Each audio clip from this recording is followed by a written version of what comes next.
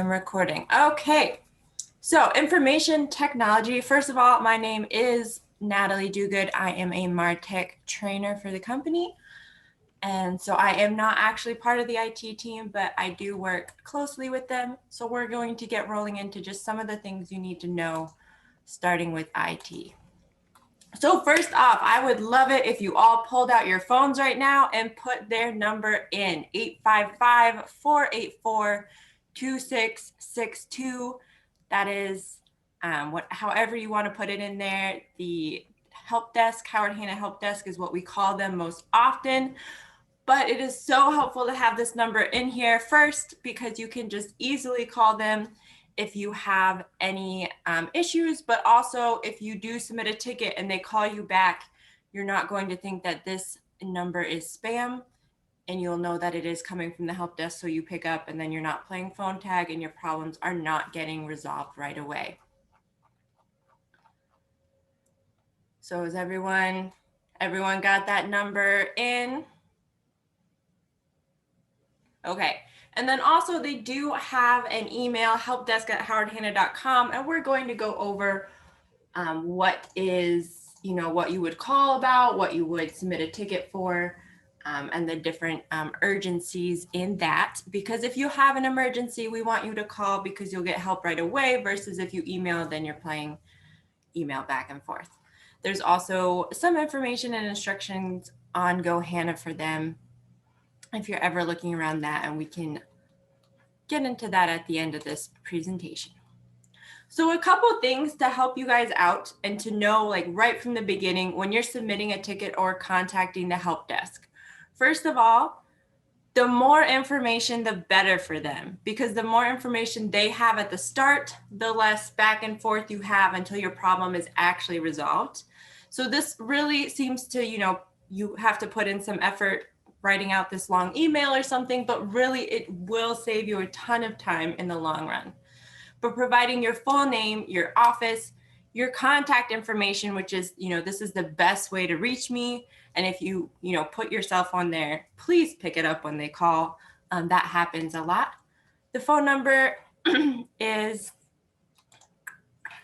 I'll go back to it real quick, 855-484-2662. I'm going to put that in the chat real quick so that we can carry on.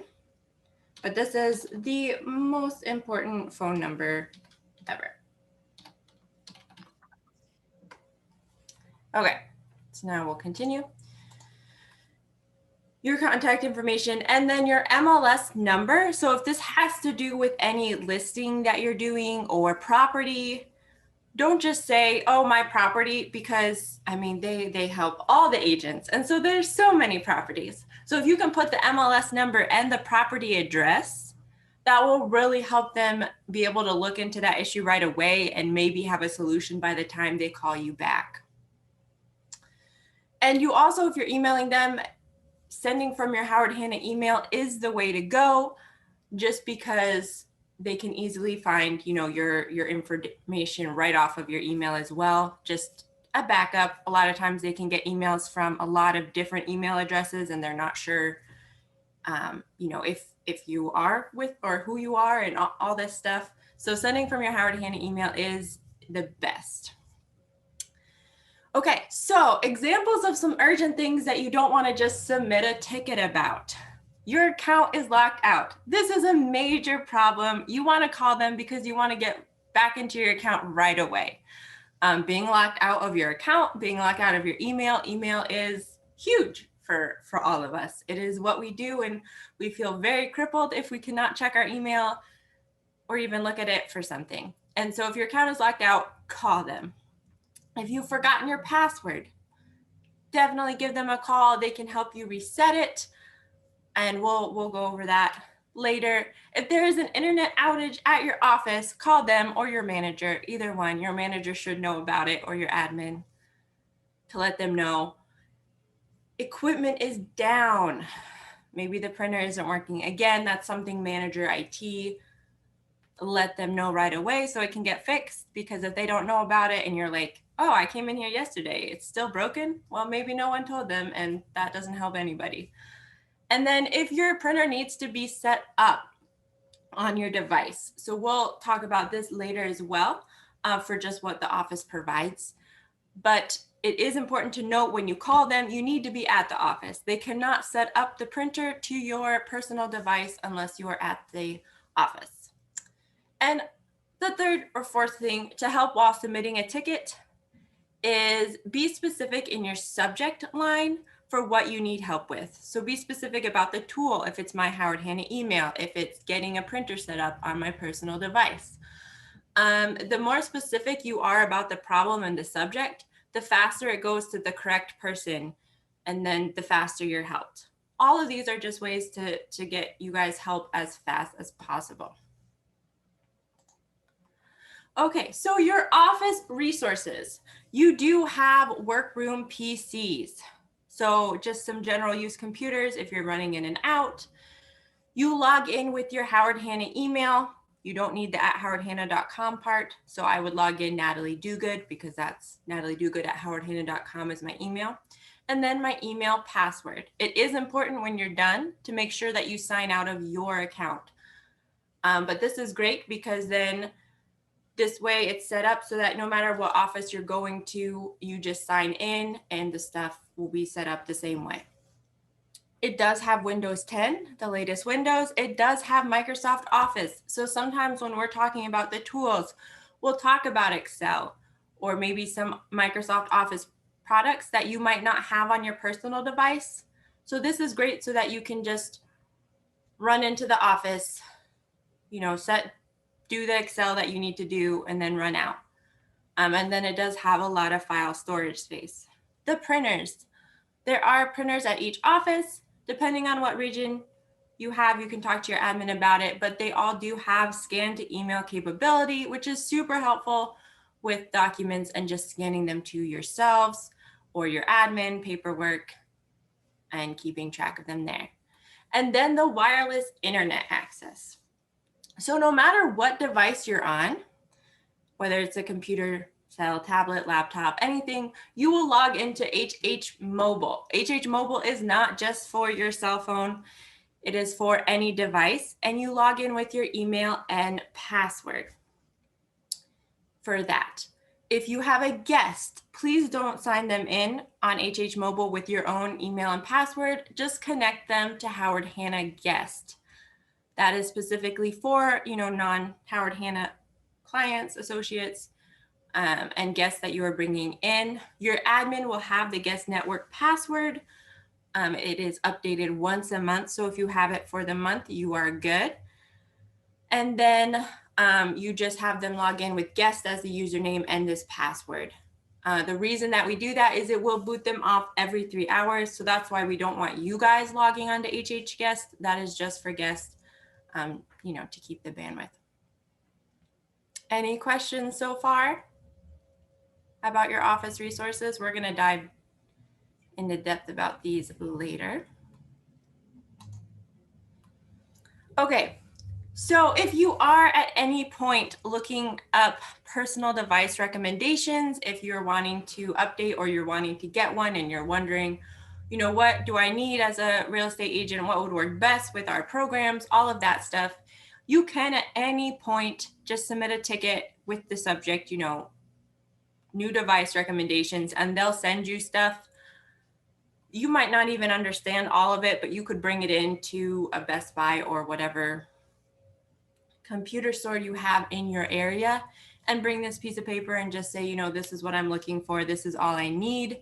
Because we do all know that sometimes we get devices that aren't enough for what we need. And sometimes we get devices and then we get so excited and we get all these perks and then it's way more complicated than we want it to be. And you just want something simple to knock out your business and to be the most functional. And so this is where they came up with these lists of recommendations. And then when it comes to antivirus and malware, they can give you some recommendations on this as well. Just off of our GoHanna dashboard under the IT tab, IT support, there is a Sophos that you can download for your device that they do say is a great antivirus malware software. Okay, So here we go. Password policy. So this is something important just to know because passwords is one of a large issue here, is that they do expire every 6 months for security reasons. So this is something that you want to be aware of from the get-go. If you never forget your password, you only have to change it twice a year, which is great. Accounts will get locked out after 5 failed attempts. It will automatically unlock in 30 minutes, but again, getting locked out of your account is not something anybody wants, so we recommend that you call the help desk when this happens. You can change your password a few different ways on one of those office computers. You can reset your password there while you're logging in. You can log into mail.howardhanna.com in order to change your password, or by using the password reset tool. Right here, we have reset.howardhanna.com/enroll.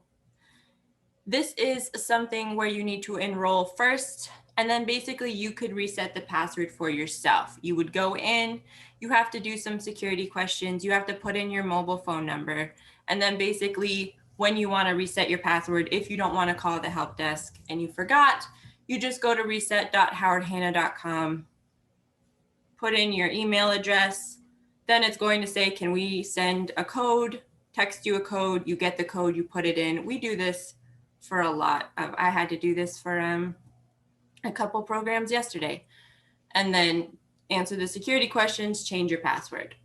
But it's also easy to just call the help desk. So passwords must be 8 characters long, mix of upper and lowercase letters, have a number and special character, and you are unable to reuse the last 10 passwords. So this one gets me every time because I've run out of my string of passwords and now I have to start making up all these new ones. But it is great because it is keeping us on a secure network. And they're really helpful with trying to shake things up. So instead of penguins, they're giving you some suggestions for phrases or words where you can switch out the E for a 3 and an S for a $sign to make that work. You do not have to remember all of this because it will tell you right underneath all the requirements. Hey, The important thing, yeah? I just wanted to give a piece of advice. Am I allowed? Can I do this? Mhm. Sorry. I just wanted to let everyone know what I would recommend. Don't actually do any of the saved passwords, especially on your phone. I find that, so like, let's say Natalie changes her password today on the computer, but doesn't, but had it different on her phone. You have to remember to go back in and change all that. And a lot of times what I've noticed is that it thinks you have the wrong password and then you're locked out. So a lot of people are like, well, I don't want to remember this password because it's difficult. I would say just remember it and type it in every time you have to log in. It will save all the hassle that Natalie is trying to get you to avoid. Yep, because the important thing is this next bullet point is to change password on all devices. So the computer, the laptop, the phone, the tablet, if you were logged in on an office computer, because what happens a lot is that when you do change your password and it's not changed on one of your devices, then it keeps trying to do that old password and it gets you locked out and you have to call the help desk and then they'll walk you through to make sure that you're all set up on all of these different devices. So if this is, maybe the first time or two that you have to go and do and change your password, you might want to just call the help desk and say, hey, this is my first time. I want to make sure I get it right. And then I'm getting all these devices and they'll be happy to walk you through until you're comfortable with doing this. But that is an important thing because again, being locked out of your account is not fun, but the help desk is very helpful to get you back on track. It is also important to note that when you do have to change your password, again, it's twice a year. You will need to reconnect to the wireless network and the printer when you're next in the office. Just because the password's changed, it's going to try that old password, get rejected, and not connect you to Wi-Fi or printer. So that's just some of the things with the password. Again, you only need to remember this twice a year as long as you don't forget your password. Next, Hanna email. So We do encourage you to use your HANA email for professional and security reasons. HANA email, they go through a lot. They get out a lot of spam. They make sure that these are a lot of safe. We're going to talk about spam and phishing to end this, but they do really make our HANA email secure, as well as it's very professional if you're emailing from this email rather than a different one. You can do web access, mail.howardhanna.com. Google Chrome or the new Microsoft Edge are recommended browser-wise, just as what has the least amount of glitches. And this also allows you to reset your password like I was talking about earlier. If you have Outlook on your devices, whether it's mobile or not, or are one of the office computers all have Microsoft Outlook, so you can set up your account there if you would like, if that's how you prefer to be doing your Outlook. And then mobile devices, it is recommended to use the Outlook app. It's the easiest across both platforms of iPhone and Android. You can just use the mail apps on there if you have an iPhone and Android and you don't want to, have your mail separate from all of your other mails or emails. The Outlook app is the easiest to use, and especially with the resetting your password, it lets you know, does a little alert that it's not there, and you can just switch it out. And so that's just kind of some of the recommendations for HANA email and getting that set up. If with any email, the more you're using it, the more you're going to get comfortable with it and use it. It does allow you to switch up some of the settings on there as well to kind of fit what you're used to, depending on what you used before. If you use Microsoft Outlook, great, use Outlook on that. If you use Gmail, there's some settings where you can get it to kind of look pretty similar to Gmail in that regard as well. All right, just shout out if there's any questions. I'm just gonna keep going through. So we have our spam email. So spam, the definition is unsolicited email advertising goods or services. IT blocks over 86 million spam messages monthly. That is so many, but I'm sure we all have our personal emails that get flooded with spam. And so IT blocks a lot of that. If you do get spam, you can forward it to spam@howardhanna.com. We like to keep things simple here. It's just spam@howardhanna.com. And you basically can just right-click an unopened message and select report as junk. Spam messages may contain viruses or malware, so never click into them to opt out or unsubscribe, or click on any link or reply or open anything, because you never know what that virus is. So if you think something is spam, just forward it on to spam@howardhanna.com or right-click it and report as junk, and don't worry about it. So that's spam. And then we have phishing, which this is actually an attempt to defraud someone and get, financial or personal information as quickly as possible. It's usually there's someone imploring you urgently. There usually are some spelling or grammatical errors. And this is how you can know the difference between spam and phishing. Spam is kind of wanting you to click into something to send you a virus or capture something, and phishing is more wanting to get that personal information from you. So you can kind of see some examples down here. This is not the Microsoft address. If the email address looks funny, that's kind of a way to know. If you hover over a link, it will kind of pop up what the link is. And if it looks really weird, that's usually also a bad sign for that. So on this note of phishing emails, I will also talk, there are some phishing texts. That's kind of becoming more and more popular lately. When you get something, we've even had people from their manager or from one of the HANAs where you'll get this text and they'll say, oh, I'm in a meeting, I really need you to help me with something really fast. Howard HANA Help Desk cannot help with emails or text messages. That is your cell phone provider for that.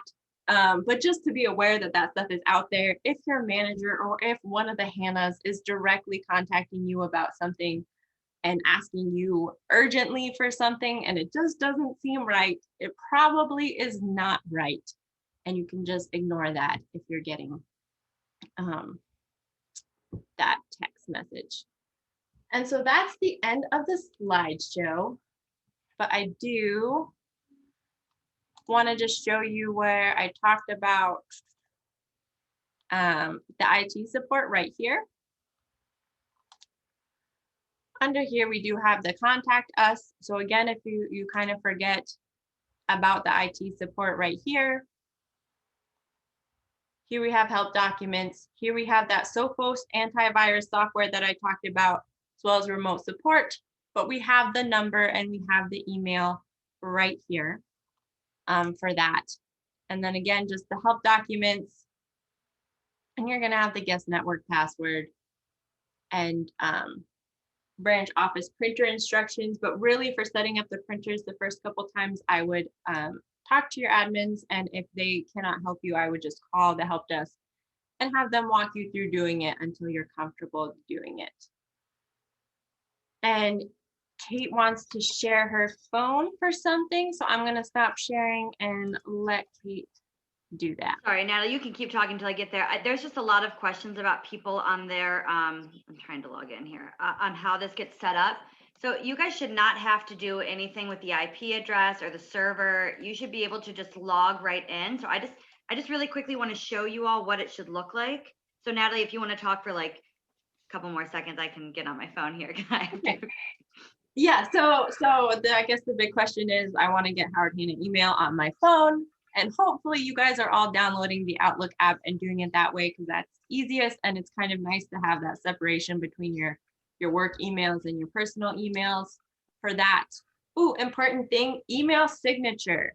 Email signature is huge. You want to go into whatever email you're using, if it's mail.howardhanna.com or Outlook, and you want to set up your email signature. You want your first and last name, you want your office, you want your cell phone, you want your designation and the company name all in there. We do have sample ones that you can work off of, but this is why it reminded me.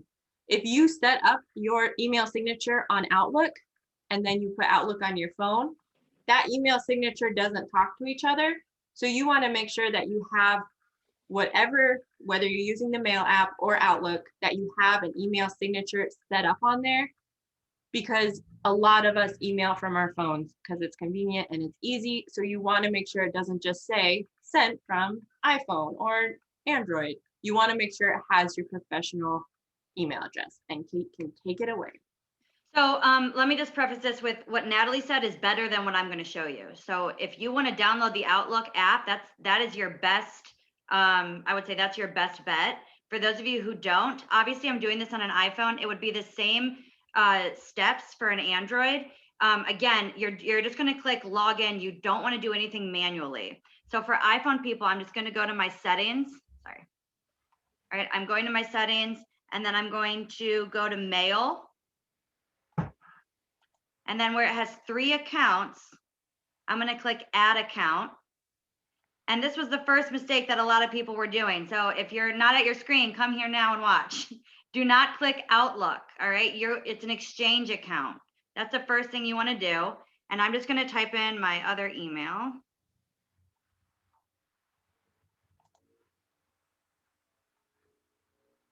All right. I'll just change this to Howard Hanna because that's very long. Catherine's Howard Hanna. I hit next. All right. Pay attention. Do not click manually. Just click sign in at this point. It's going to ask for my password. It might ask twice. I don't know if you guys are going to be able to see this, so don't look at my screen. Oh, you can't. Okay.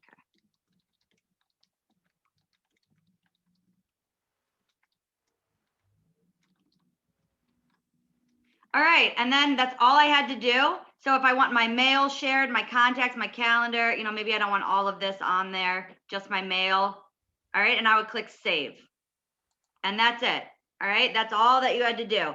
Remember, this is getting recorded. There are a ton of help documents on this, but don't click manual because then it's going to ask for your IP address and all this crazy stuff. And we don't want to do all that. Sorry, Natalie, that's all I wanted to, and then click save at this point, but I don't really want this on my phone, so. Yep, and really the important thing with that, because I've helped a lot of people get it on their phone, is every device is a little bit different with your settings, with your security, with how you have it set up.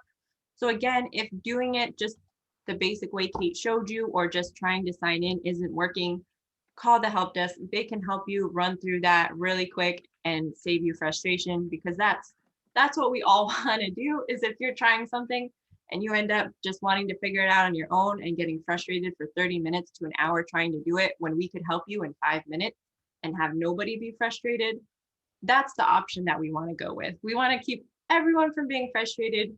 We've helped so many people, so many devices, that we have little tricks and tips up our sleeves to get you going.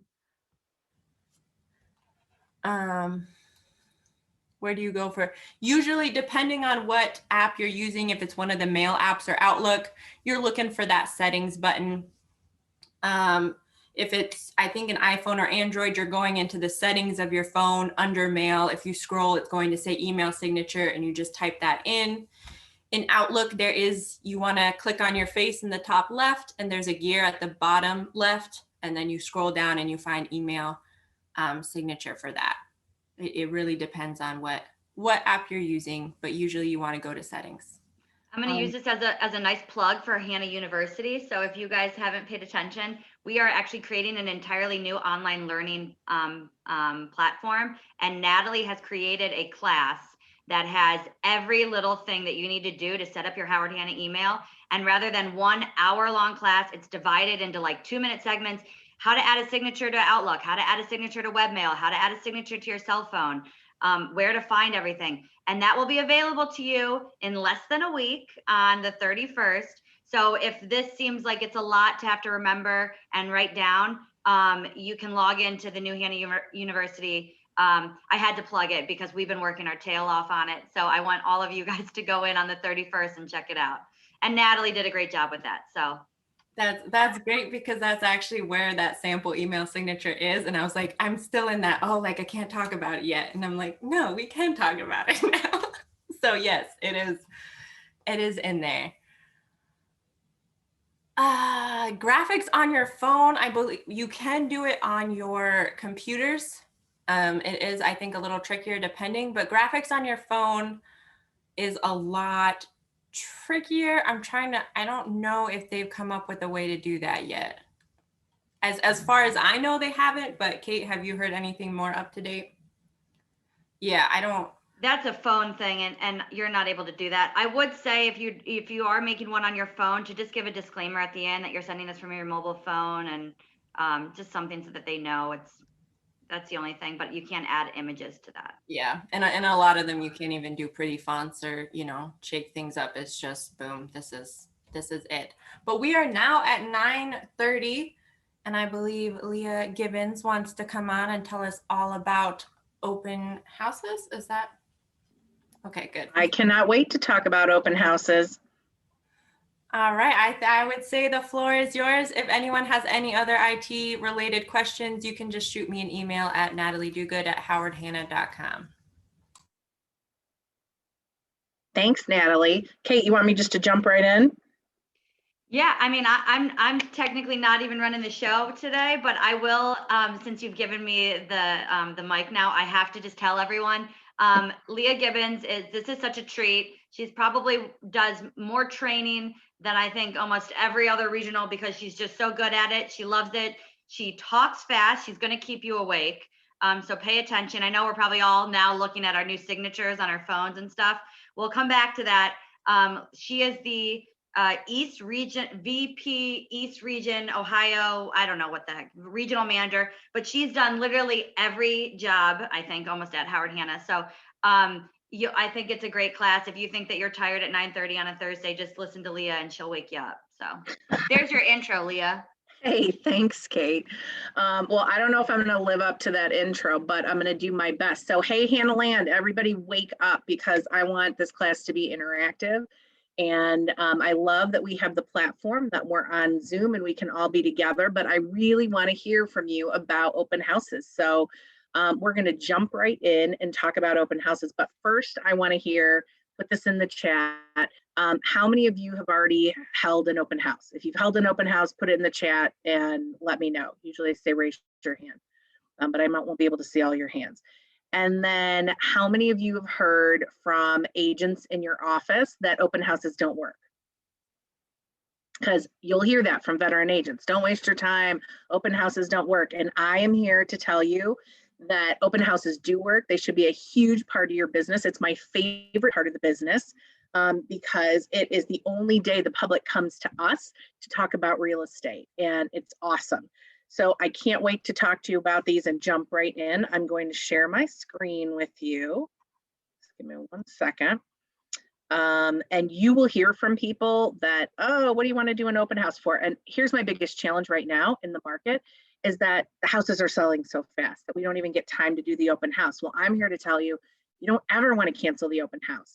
So I love rolling out a listing. I'm a big proponent of find it first. So I like to roll out a new listing on Friday. If you can do that in your market, and then have the first open house on Sunday. And I don't care if you have 30 offers and you're already thinking about going under contract, still have that open house because you've worked hard to promote it. And unless someone's giving you an offer without any contingencies, then you need to have a backup plan for your clients. So don't ever cancel the open house. So let's jump right in and talk about open houses, whether you're doing them live and in person or virtually.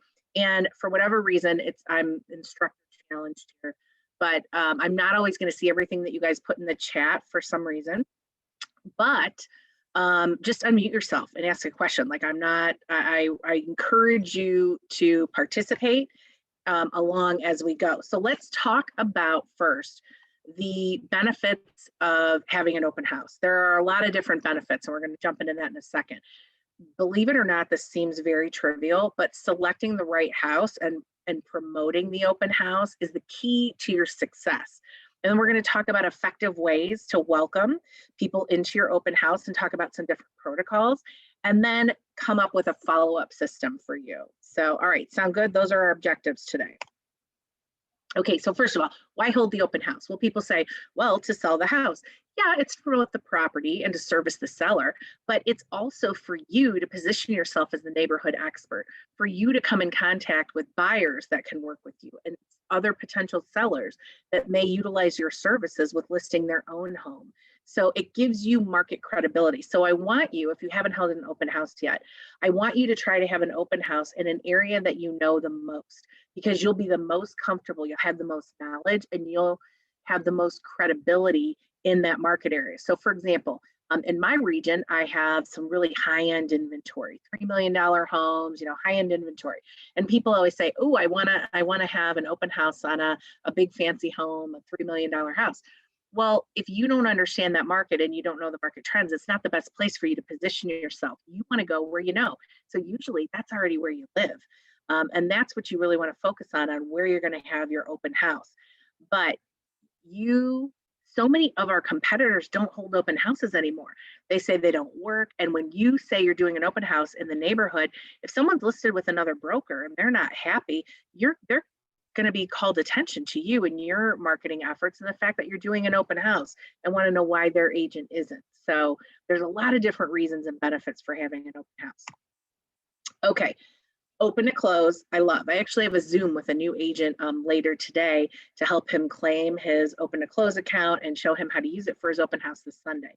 But open to close is your virtual assistant. It helps you capture all the people that you come in contact with, capture their information, and I'll give you a little tip later about how I introduce it and how I get people to sign in, all digitally. And the best part about open to close is it verifies their email addresses, and then it lets you know where their social accounts are. So you're going to know, oh, hey, here's their Facebook account. And look, we have similar friends. This is a really cool thing. This may help me work with them.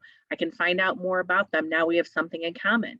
It also then puts them into your Real Scout, and that's based on the home that you're holding open. So it's going to put them in a search for that market area and that price point, and then it puts them into your Engage so you can follow up. Like, it's literally a virtual assistant and does everything for you. So I love that our systems are all integrated together, and I love that this automatically puts these people in your network when they meet you. Okay, so let's talk about how do you get the most out of an open house? When I talk about preparation, people are always like, "Oh, so what? You pick a house, you put it out there that you're having it open, you get there, turn the lights on, you have it open." Wrong. There's so much other stuff that you do. You really need to know the house that you're holding open. What updates have they done? You got to take a walk through the property. I don't want this to happen to you. I'm going to tell you a story. I had an agent that had a property and she had a conflict, couldn't hold the first open house. I hadn't been in it yet. And she called me and she said, "Hey, can you hold this open house for me?" I said, "Sure, no problem." So I held the open house. I got there like a minute's notice and walked in. People were already waiting. They came in, they're talking to me. We're standing in the kitchen. They're like, "Great, we love this house." I said, "Is this the door to the lower level, to the basement?" And I said, "Yes, it is." And we opened it up and it was the pantry door. Okay. You've got to know the layout. You can't tell that from the photos. So right away, did I have credibility with that person any longer? No, I tanked, I blew it. But I hadn't been in the house and I got there last minute to cover for the agent. So I don't want that to happen to you. I want you to know what's great about it. If there's an unfinished basement, but there's an area around the corner that has a little golf simulator in there, and you're in a golf course community, you need to be able to tell people about that. If on the third floor, there's great cedar storage, you would need to be able to tell people about that. You can't see all that from the photos, so you've got to be able to tour it and know what updates have been done, and then kind of get an idea for who's this going to be important for, who's going to like these amenities. You also need to know what the taxes and the utility costs are. And then we'll talk a little bit about some of the data and how you can weave that in to your discussion. So that also gives you further market credibility. And it helps when you know the neighborhood. So for example, I live in a community on the west side of Cleveland called Bay Village. I know everything about that community. I know about the schools, both private and public. I know about the recreational facilities. It's right on the lake. I know about the dog beach that's there. I know about the art programs, the rec sports. I know about everything and I love it. So it's really easy for me to talk to people about that because I live there and I know it. So that's why you have the most amount of influence and knowledge where you live. And all of the amenities. So think about that when you're deciding where you want to start having your open houses. Because guess what you're going to do? You're going to build up a name for yourself. The minute you start to have your name out there with open houses, people are going to start to feel like they're seeing your signs everywhere. They're going to associate you with that market area. So again, that underscores your knowledge in the market and builds that credibility that you're looking to achieve. All right, so 1 week prior to the open house, you got to go preview the house. Like I said, you've got to look and see, where is it located? Is it hard to get there? So in my market, I have some areas that can get a little rural and you have to take sometimes like the old road to get to the new road and it's tough. You got to have signage directing people to that open house, signage everywhere. You've got to look at the curb appeal. So this is spring. You might have people that are leaving, like for example, my son plays football and hockey. So I've got gear all the time. When you walk into my house, there's gear everywhere. Not an attractive first impression. If you were holding my house open, you'd say, "Hey, Leah, you got to get this gear out of here." First of all, it stinks and it doesn't make a nice impression. So you want to make sure, like it's spring right now, have some flowers by the front door. Make sure the front door's been painted. Make sure there's not junk on the porch. You want to make sure that you have something that makes it look warm and inviting. So I'll give you a tip. Yellow makes houses more appealing, more inviting. So put some yellow flowers. Right now it's spring. So what do I think of? Daffodils, something to draw people's attention, but you want to check that curb appeal. Evaluate the list price.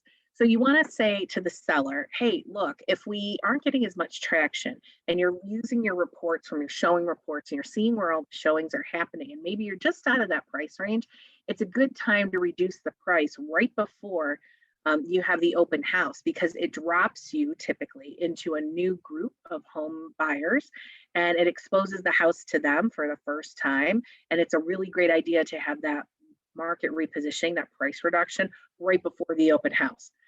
You got to let the neighbors know you're having an open house. And it's not just the people that aren't listed, it's the for sale by owners as well.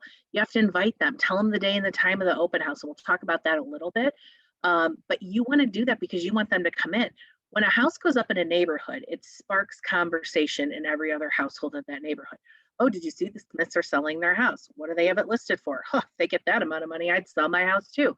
A lot of people have those conversations. It is Murphy's Law that one home gets listed in a neighborhood, and then in the next like 4 to 6 months, you'll see about 2 to 4 more properties go up, 2 to 3 in that neighborhood. It's because it plants the seed for everyone. So you need to invite those neighbors because they could be interviewing you as a potential listing agent. And they also, their house compares to the Smith's house. Okay.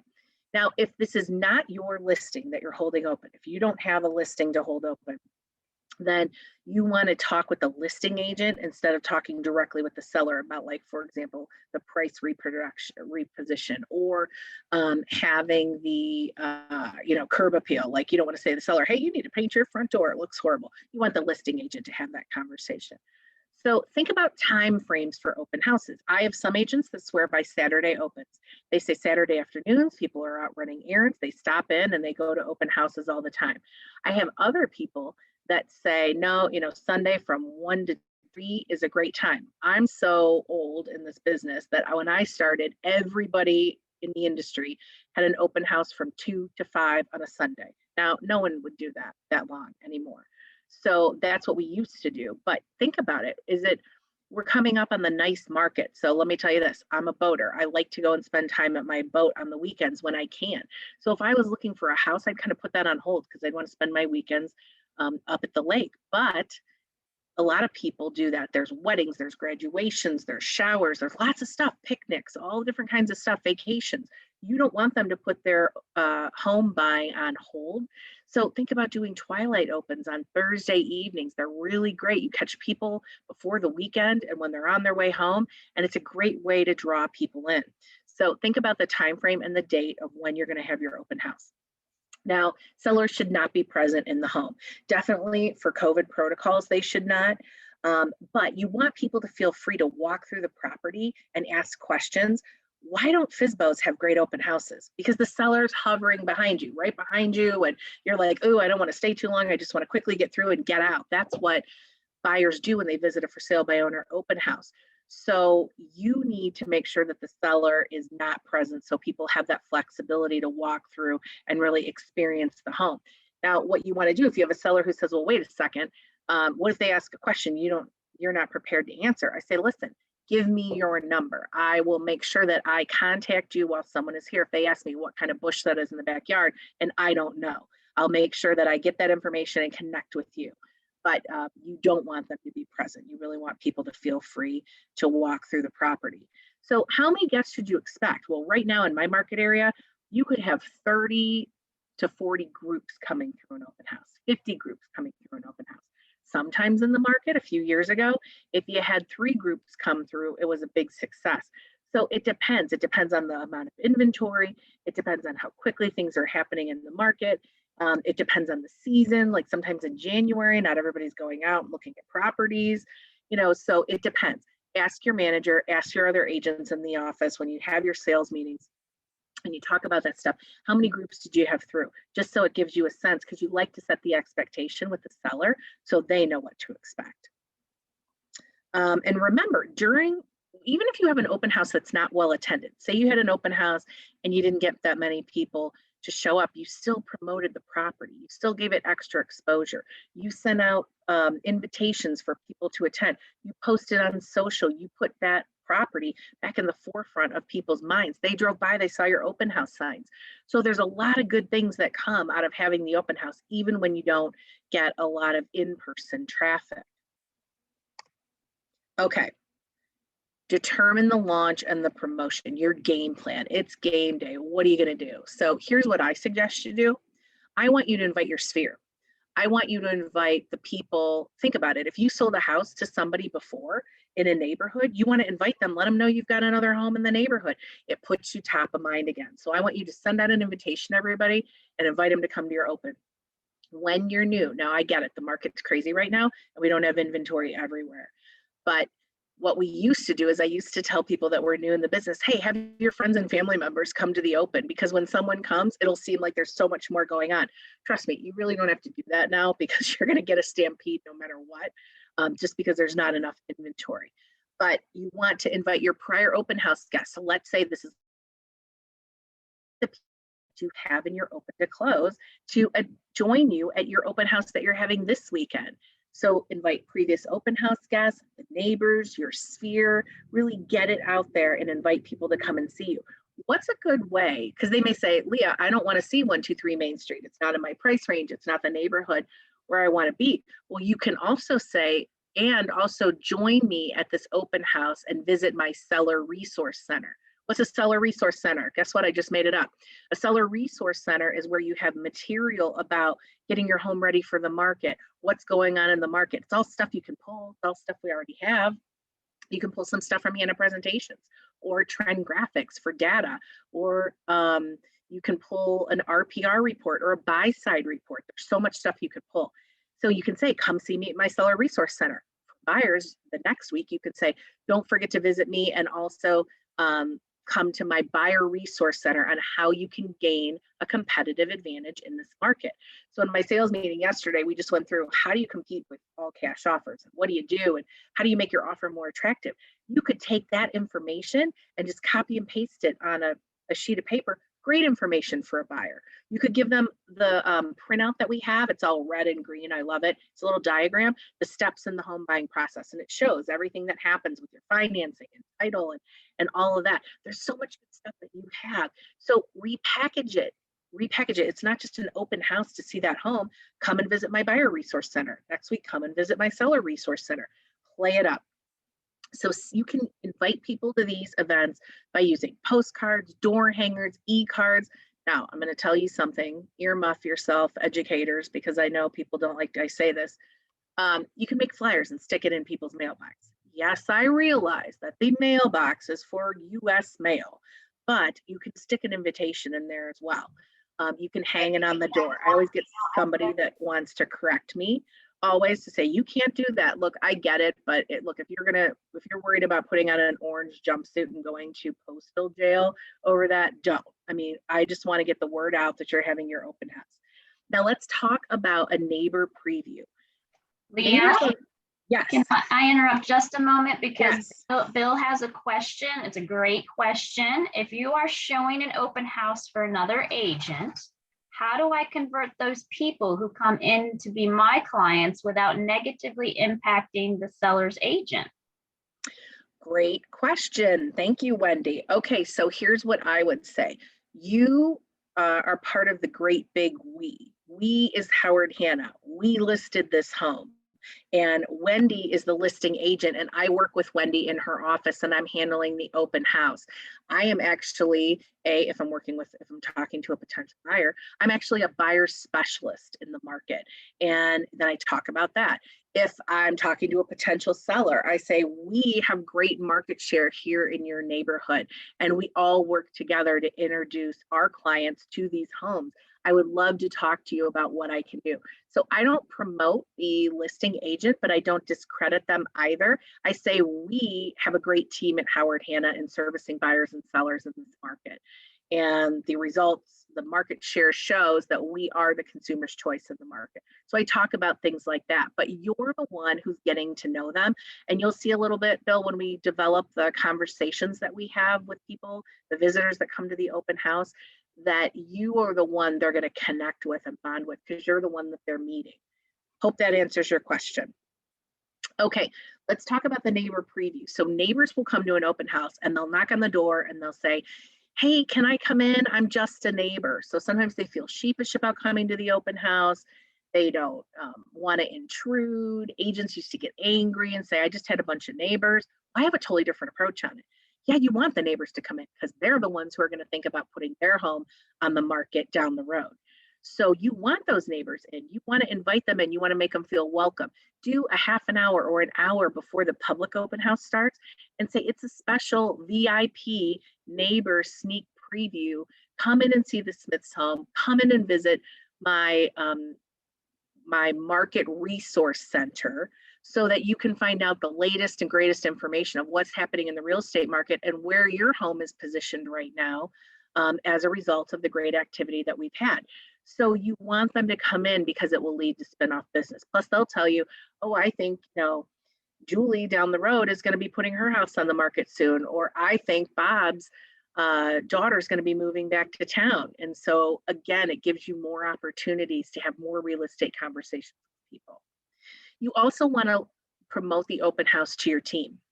Remember, I said we're part of the Great We. So you want all of the people in your office and the neighboring offices to have the option to send their clients over to the open house as well. And you want to let them know what's going on. You never know. People say, I don't want to hear about an open house across town. It's not relevant. You never know when you have a client in that market area. And again, to be able to tell a seller when it's your listing, I'm promoting this to, like in my region, I have about 400 agents. So I'm promoting this to 400 agents that work in this market area. That's pretty powerful just by one click and sending them an email about your open house. So it's great exposure. Okay, you have to distinguish yourself as an agent in the marketplace. The number one thing you need to do is tour. Now, I know things are flying off the shelves right now. They're happening at lightning speed. And I want you to go out there and see every property that you can. I want you to get in there and walk through it. Even the FSBOs, contact the for sale by owners. Let them know that you're an agent in the market. It's your job to be familiar with the inventory. Their home is on the market and you want to just do a quick walkthrough. Tell them they don't have to get it ready and stage it, but you want to just do a quick walkthrough, because if the home you're holding open or a home you're showing to a client isn't necessarily a great fit, you want to understand their home to see if it would be a better fit for your client. We talked about previewing the property so you know the amenities, the flow of the house, and you know what to point out to people when they're there, doing that before the open house. You also have to know the competing listings. Don't ever give anyone a free commercial at your open house, all right? So some agents have gained celebrity status in the market, and they're known just by their first name. You know, like I say this and some people look at me like Cher or Madonna. You know, some people are like, who's Cher? Who's Madonna? I'm like, oh my gosh, millennials, be there with me. So you have to not give somebody a free commercial. Don't ever say, oh, the house down the street listed by XYZ real estate company, or, oh, the house around the corner that Madonna listed. No, don't give them a free commercial. You're the agent, you're the expert. I'm going to teach you a trick. So in the MLS, they link the permanent parcel number and it's interactive. You can click on it and it takes you to the county records to tell you who the owner is. When there are a few homes in the neighborhood that are listed, I want you to click on there and give yourself a cheat sheet, give yourself a printout of those properties, the addresses, but then write the owner's name next to it. So for example, if you're holding something in my neighborhood, you're going to say, well, the Gibbons house down the road, they actually have a giant family room addition that I think would be a great fit for you. I'd love to show it to you later this afternoon or tomorrow at 6 p.m., whichever fits your schedule better. Why do you do that? You do that because you're not promoting the fact that they should call Madonna or they should call XYZ company to get into that home. You can make that connection for them. So don't ever give anyone a free commercial when it's your time to be on stage. Okay, plan fallback choices. So this is something that's happening to us a lot, actually. The home you're going to hold open, now someone wants it canceled. The seller doesn't want it held open any longer because it's already sold. Now, I told you my view is don't ever cancel the open house. Say to the seller, hey, Mr. and Mrs. Seller, I'm so glad that your home is under contract, but there's still a financing and an inspection contingency. So I think we should move forward with the open house. We spent a lot of time promoting it. And I think we should line ourselves up for a secondary offer, for a plan B in case we need it. It's in your best interest. Are you in agreement with that? Do you think that's okay?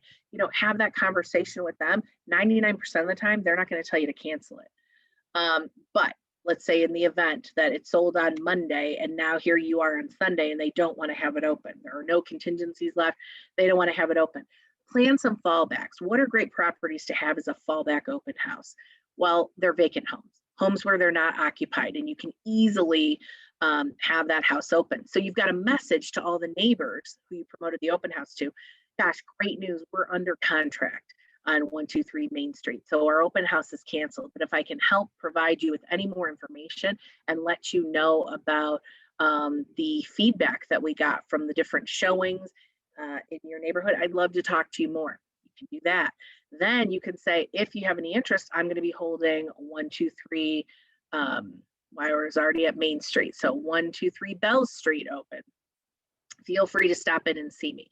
So you can still do some social media promotion for that, even at the last minute. You can invite people to still visit your seller resource center at the new property, but plan your fallback choices in case you need them. Okay, I know I'm talking fast. I'm sorry. It's just a bad habit. Let's talk about knowing the data. Okay, the data is important. I am a big data geek, so it's important to me. I need to know what is going on in the market as far as pricing, how are offers going. Think about this. If you're a new buyer to the market, don't you think it'd be important that you know that things are selling over asking price right now? Like in my market, I just checked, they're selling for 105% of asking price. So don't you think that would be important? A lot of buyers come in and they have that Bed Bath & Beyond coupon for 20% off and they try to redeem it when they write their offer. This is not the market for them to get into. This is too competitive right now. So you don't want them to say, well, we're going to start lower and we'll work our way up. You may have one shot at this property. You do not want to do that. So sharing with people the list to sale price ratio. Things are selling at 105% of asking price right now. Sets an expectation. It lets people know what's going on in the market, letting them know what the price per square foot is. You know, price per square foot has been averaging at about $148 right now. This home is a great bargain because with all the square footage that it has and all the updating, it's still coming in at about $138. So it's a great value in the market. What are the average days on market? I was just talking to an agent yesterday who said, look, I took people out and I showed them homes, and 2 days later, every home that we went to see is already under contract. The market's moving fast. You need to let them know, look, the average days on market is showing right now is about 3 days, but that's not really accurate because they're sold in about 3 hours. So letting a buyer know that sets the expectation. Where are these buyers coming from? I also break down market information for me. So if you're in a community where there are certain different sites, like for example, this is the neighborhood that's the end point in this community and school district. This is the move up neighborhood. This is the next neighborhood that they're striving to. I like to run what I call down market information. So if I'm in one of those move up neighborhoods, I like to run some down market information just to get an idea of how many listings there are, what they're selling for, what the stats are, because chances are people coming in to see that home that I'm holding open will be coming from down market. And so me saying to them, oh, wow, I know what's going on in your neighborhood right now, gives them confidence and allows you to say, I'd love to come over, take a look at your home and give you kind of an idea of what it would be worth in the market today. That is a great segue into that. So knowing where those buyers are coming from and running that down market info. I usually tend to stay within the same school district. People tend to stay in school districts. And you can find that out. Like in my community, there's really only one subdivision, if you will, but there are definite neighborhoods. So I would run the streets in those neighborhoods for that information. Utilize your business suite. Open to close, Real Scout, Buy Side, the Hano mobile app, it's all there for you. Utilize it. It makes your life easier and allows you to connect with people easier and develop and maintain those relationships to turn them into clients down the road. Okay, it's all about strategy. So let's talk about some strategy. Getting your signs up early in the week. Now, I don't like to put signs up on Monday. Anybody have an idea why? I know all of you are like, oh my gosh, she just stopped talking and took a breath. Well, I'll tell you why. I don't like to put signs up on Monday because people think they're left over from the day before, because Sunday's the big open house day in my market area. So I don't like to do that. I like to put signs up on Tuesday. So in my market, we have sales meetings on Tuesdays, and then we go out and tour. When we're out on tour, I put the signs up. Now, I'm also going to tell you my preference.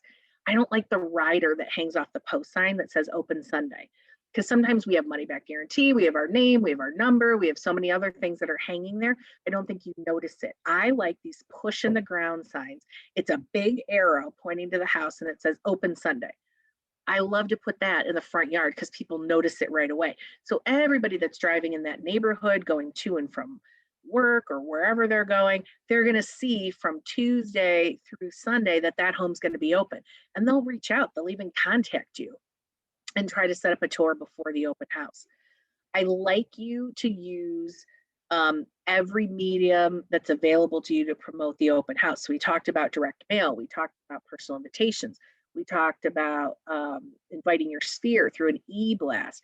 In some markets, we still have the Sunday Showcase of Homes. That's another thing that you can leverage by putting your home on the TV show as well. Use social media. Social media is your best way. It's like standing with a megaphone on top of a hill and telling everybody about your property and that it's open. That is a great thing. So a lot of people say, I don't do a lot on social media. It's a disservice to you and to your seller if you're not utilizing it for things like your open house. I like you to block time in your calendar after your open house.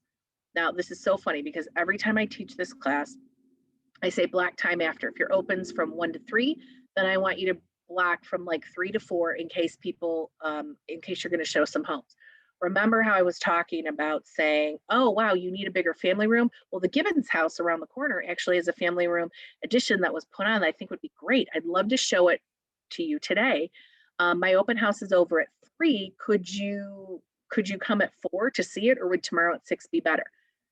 Every time I teach this class, people say, oh my gosh, I said that. And someone said, yeah, I can come back and see it at 4.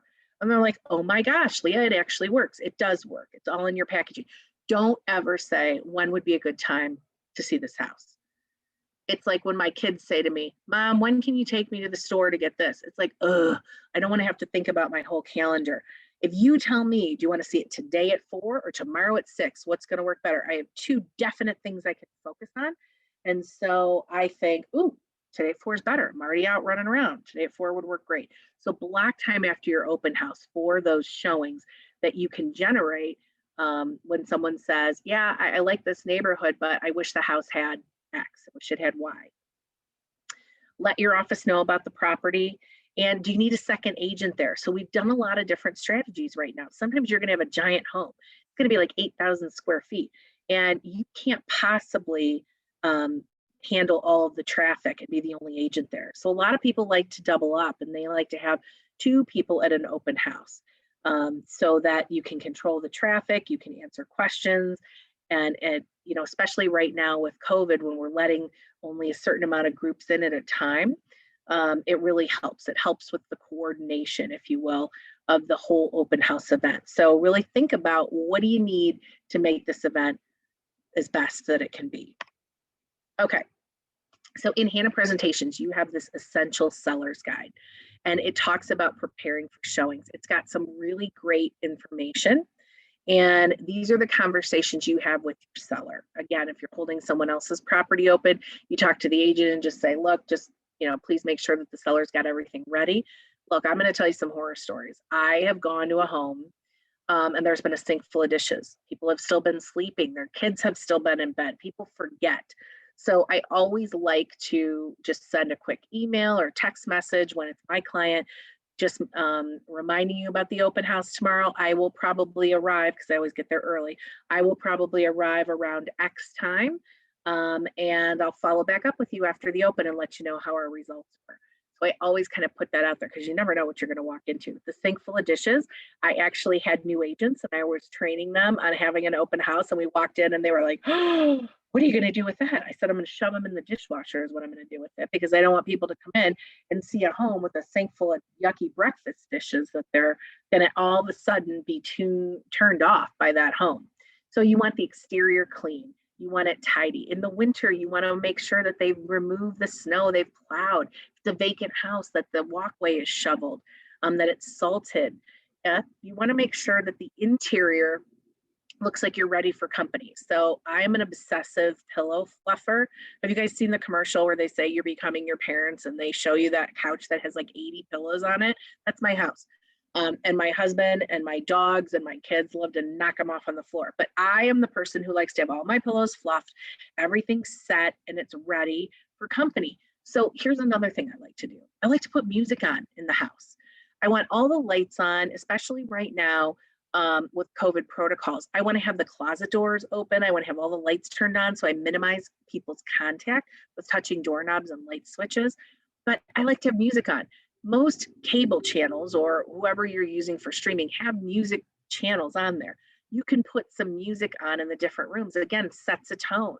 You know, just like, have you ever walked into the house that smelled like horrible room deodorizer or air freshener or potpourri and you start sneezing immediately. Okay, well, you want to make sure that the house smells fresh, but you also want to have some fresh air in there. Because I'm going to give you a tip. If you can smell it, you can't sell it. What can you smell? Cigarette smoke. Really tough to overcome that. When people come in, they think the house is dirty when they smell that. Animals. I have 2 labs, Seamus and Finnegan. I love them, but guess what? I'm a dog person. I don't necessarily notice that they smell like dog breath.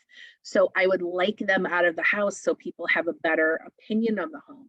Because if you can smell it, you cannot sell it. Do not put your little dog in a cage in a laundry room that when someone walks into, it scares the bejeebers out of them because the little dog becomes the vicious attack dog that's going crazy barking at them while they're looking at the home. It's best to remove your animals. If people have valuables, I ask them to remove those as well. Guns and things that make sure that they're locked up and secured or removed. And prescriptions. Don't leave prescription medications out. Some people come in and they like to take those prescription meds.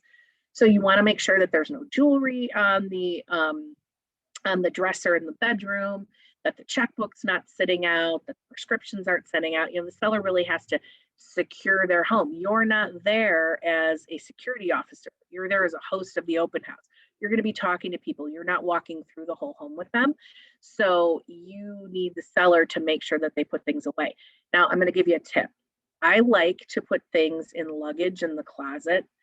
I don't like to open the drawer. So like in my dresser, I have a top drawer and it's where I have my jewelry. I wouldn't just open that up and throw my wedding ring in there. I would put it in the closet in a piece of luggage that I have in the closet, probably with my prescription meds and a Ziploc bag and stuff like that too. Only because that's not where people would look. It's very easy if someone's in a room by themselves to open up the easy drawer and take something. So just a tip. I like to have a dining room table set at an open house. Call me crazy, but it lets people think about entertaining. It lets them think about what it's like to live in that home. So I think anything you can do to set the stage. Think about going to a builder's model.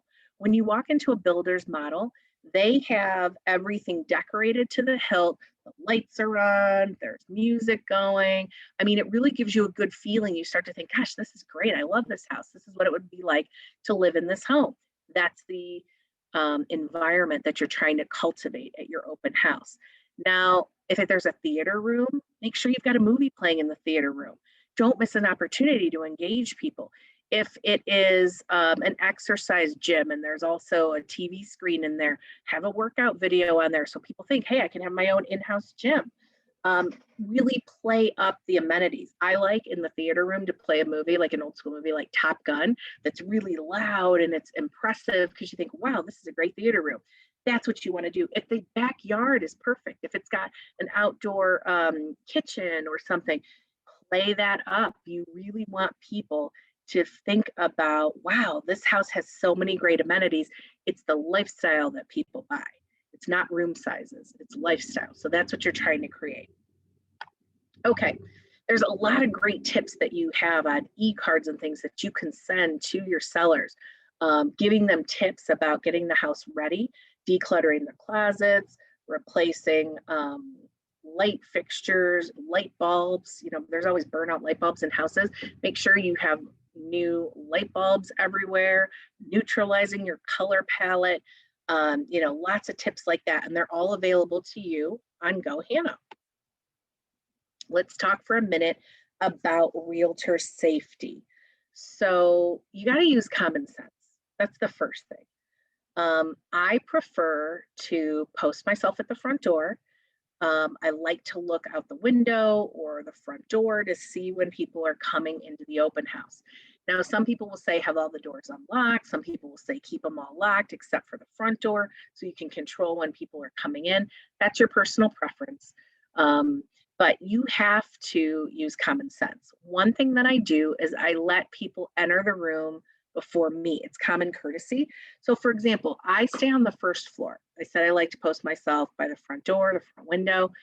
I stay on that first floor. Sometimes if the master's on the first floor, I'll walk down there and say, hey, don't miss the great the master bath has a heated floor, heated towel racks, or there's some great amenity that I want to point out, I'll walk in there and talk to people. I always let them enter the room before me because I don't ever want anyone to be between myself and an exit, but also it's common courtesy. You want them to go ahead and move in to the room before you. I always keep my phone on me, so I like to wear something that has pockets. So the jacket that I have on today, it's got great pockets. My phone can be in there, my keys can be in there. I think it's important that you always keep those items on you. So pockets is a great thing for an open house. If you're ever uncomfortable, step outside and say, please feel free to continue your tour. I actually need to make a call and I'm service, so I'm going to step outside. If you have any questions, feel free to come outside and see me. Now, I'm going to tell you, I've been in the business for almost 30 years. I've had a lot of open houses, and I still am passionate about them every day. Open houses, I've met a lot of strange people, but I've never, ever felt that my safety was at risk. My father's actually a retired police chief. And when I started having open houses, I said, what do you think about me having open houses? Do you think they're okay? And he said to me something that always resonated with me. He said, you know, an open house is not really an opportune time for someone to come in and perpetrate a crime. Yeah, maybe somebody could take a wedding ring or somebody could take some prescription meds, but not do something like kidnap an agent or something like that. Because the thing about an open house is you never know when the next visitor is going to come into the open house. So that always stuck with me. You know, when you schedule a personal showing on a property, it's you and it's the buyer. But during an open house, there's all different kinds of people coming in at different times. So the most important thing is that you use your common sense. If those little hairs on the back of your neck stand up at any time, step outside. Call someone. There's so many different resources. There's apps you can call and place a call for help if you need one. But I will tell you, I have never in all of my time ever felt that my safety was in jeopardy. But like I said, I've met some strange people out there. But you are most important. And so that's what you need to remember. You're not there securing the seller's home. You're making it available for people to take a test drive of it. And if you're uncomfortable, then you take care of yourself. Okay, let's talk about it's open house day. Woohoo! So you do all this planning and preparation for the open house. And now it's time for you to launch the open house. So first thing, dress professionally and appropriately. Okay, another Leah story of don't do this. So I like to wear stupid shoes that are like high heels. And I wore a great pair of heels one day. And I wore, this is when like pants with a wider cuff were in fashion. And I had these high heels on and these great slacks on. And I was coming down the stairs from the 3rd floor to the 2nd floor, luckily. And I heard someone come in. Like the open house ran over 40 minutes. I was turning off all the lights and somebody was walking in the front door. I forgot to lock the front door before I went to shut the lights off. So I started to try to hurry down the stairs. Well, you can imagine what happened. My heel got caught in the cuff of my pants. I totally fell down the stairs. Now, I am not a little person. It was not just like a boom. It was a thud, okay? It was a thud from the 3rd floor to the 2nd floor that made the people at the front door jump. Now, luckily, I didn't fall from the 2nd floor to the 1st floor, and that would be quite a way to greet people to the open house. But I got myself back up. Luckily, I wasn't hurt. It was just my pride that was sacrificed. And I said, I'll be right down. And then I was able to come down. Wear smart shoes. You know, if it's winter time, don't wear heels. You might have to shovel. You might have to get the shovel out of your car and shovel that walkway because it's snowing and you want to make sure that there's a hazard-free entrance into the home. So make sure you're dressed appropriately for the open house. Okay, I like to think of the open house as a cocktail party without the cocktails. Now, feel free to roll your eyes. I can't see all of you on Zoom, so it won't hurt my feelings. But what I like to do at a cocktail party is I see the same people all the time in my community. And, you know, the same people, same conversations. When I see someone that I don't know, I'm super excited and I can't wait to meet them. I want to get to know them. I want to ask them questions. That's what I do at a cocktail party. That's what I do at an open house. So the best thing you can do people say, oh my gosh, what if they ask me questions and I don't know how to answer them? Guess what? You have the best advantage being a new agent because you have an awesome, refreshed attitude about this business. You're not going to be the crusty agent who says open houses don't work. My seller's making me do this. I don't want to be here. And then you walk in and they say, feel free to take a look around. Let me know if you have questions. I mean, no vibe whatsoever. You're going to say, hi, thanks so much for coming out to my open house. And you're going to greet them with a friendly attitude and you're going to be excited. So that's the biggest advantage that you have right now. And we'll talk a little bit more about what we say and when we say it and how we say it. So put signs up on your way to the property. Now, I'm going to tell you a little secret. When you invest in something in this business, invest in directional arrows.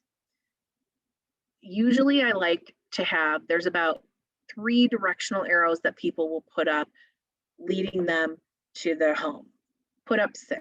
I want you to double the directional arrows, okay? I want you to go big or go home. Here's the reason why. Yeah, we have GPS. It tells us where to go. You all of a sudden see, hey, there's an open house in this neighborhood that I like. It is human nature to follow the signs. So I had agents when I was managing an office where there was a neighborhood that people love to be in, and we typically carry about 8 listings in that neighborhood. Every Sunday, she'd have more people at her open house than everybody else that had an open house in the same neighborhood. The reason why, she put directional arrows on every corner. She kept putting them there at every turn and stop sign, leading you to her property. So you may have been going in that neighborhood to see an open, but you went to hers first, or you totally went to hers thinking it was the one you were supposed to see because the signs led you there. So I want you to double the directional arrows, invest in more directional arrows. Okay, I want you to set up your materials. So I want you to have an area that you curate with all of your information. So for me, I have an iPad that I use for open to close for people to sign in. You can also make a QR code from open to close and have that out so you can have contactless registration. So someone can take their phone, put the camera on, I have an iPhone, put the camera on and then hover over it and they can sign in and pull up everything instead of touching the iPad if they don't want to do that. Okay, so that's something that you can do. You want to have your information. Please do not take an MLS printout and have that be the info you give out to people. Like, that is so lame. That's what we look at all the time. Consumers look at MLS printouts, agents do. You don't know where to find the information. It doesn't make any sense. It's in different, we have different codes that we put in there that they don't understand. It is not a way to put your best foot forward. So I want you to create your own highlight sheet. And I have tons of templates that you can use and edit. I know Kate's got them. So Wendy, maybe Kate sends that out to everybody or you send it out to everybody after the class. So you've got these templates. They're done in Publisher, which is, it's a program that we have on our office computers. It's a totally sophomore graphics program, but allows you to go in and customize things with photos of the property, your photo, and your contact information. So I like you to have that. Your Howard Hanna finance managers will also give you a finance sheet. Now, some people will say, oh, I don't need the finance sheet. Yes, you do. Here's why. You want to give that to people because it breaks it down into a 15-year loan or 30-year loan. Here's the average payment for this price property. And you want to look at people's reaction when they see that. Some people will go, wow, is that all this is? And some people will say, wow, that's the monthly payment for this? So you can get an idea, are they comfortable in this price range or are they not so comfortable in this price range? It's a great quick gauge for you to be able to see how people relate to breaking a price down to a monthly payment amount, okay? And that's we're in a payment-driven society. So it all breaks down to what's it cost me each month. Okay. You also want to have some community information there. So I put together, I know it sounds cheesy, but I put together like a little book. So for example, the community I live in, I would have stuff about the rec programs, the sports programs, the arts programs, the park system when they do a movie in the park, just different things like that about the community. And I have that there so people know they may be familiar with the community, but not necessarily about all the amenities. And that gives me great way to continue to talk about the neighborhood and the community and to get to build a relationship with people. I want you to turn the lights on. I want you to open the drapes, turn on the music. Now let's talk about refreshments for a second. Refreshments, it can be tough because a lot of people don't want you, especially right now during COVID, they don't want you eating or drinking anything in their home. But in other times, we have set things out like little bottles of water. We've had cookies set out. That's usually by your materials. So in addition to all the open house stuff relative to the property, I like to take with me something for sellers and something for buyers, like steps to get your home ready for the market, for buyers, steps in the home buying process, something generic like that. Remember my buyer resource center, my seller resource center? Why do I do that? I like to take that stuff that's branded for me, because if you don't like this house, if the house I'm holding open isn't a good fit for you, what do you do with that handout that was branded with your name on it and your contact info? You throw it in the garbage. But if you give them something about the steps in the process, they hold on to it. It's got more shelf life. So I like to put those types of materials out as well. I typically have them buy refreshments if I'm able to do that. So like, for example, let's say it's summertime and you've got some lemonade and some cookies. Let's say you just have little bottles of water. Let's say it's winter time and you've got some holiday cookies. You know, there's lots of different things you can do. I've been to open houses where I go and on the front porch, they have lemonade set up because they want you to look and see how great it would be to sit on that front porch. Maybe it's the rear. You have some things set up on the landscaped patio or something like that. You don't have to, they're not catering the event, but you definitely don't want people eating cookies and dropping crumbs and walking throughout the whole house. So I usually set that stuff up in the kitchen.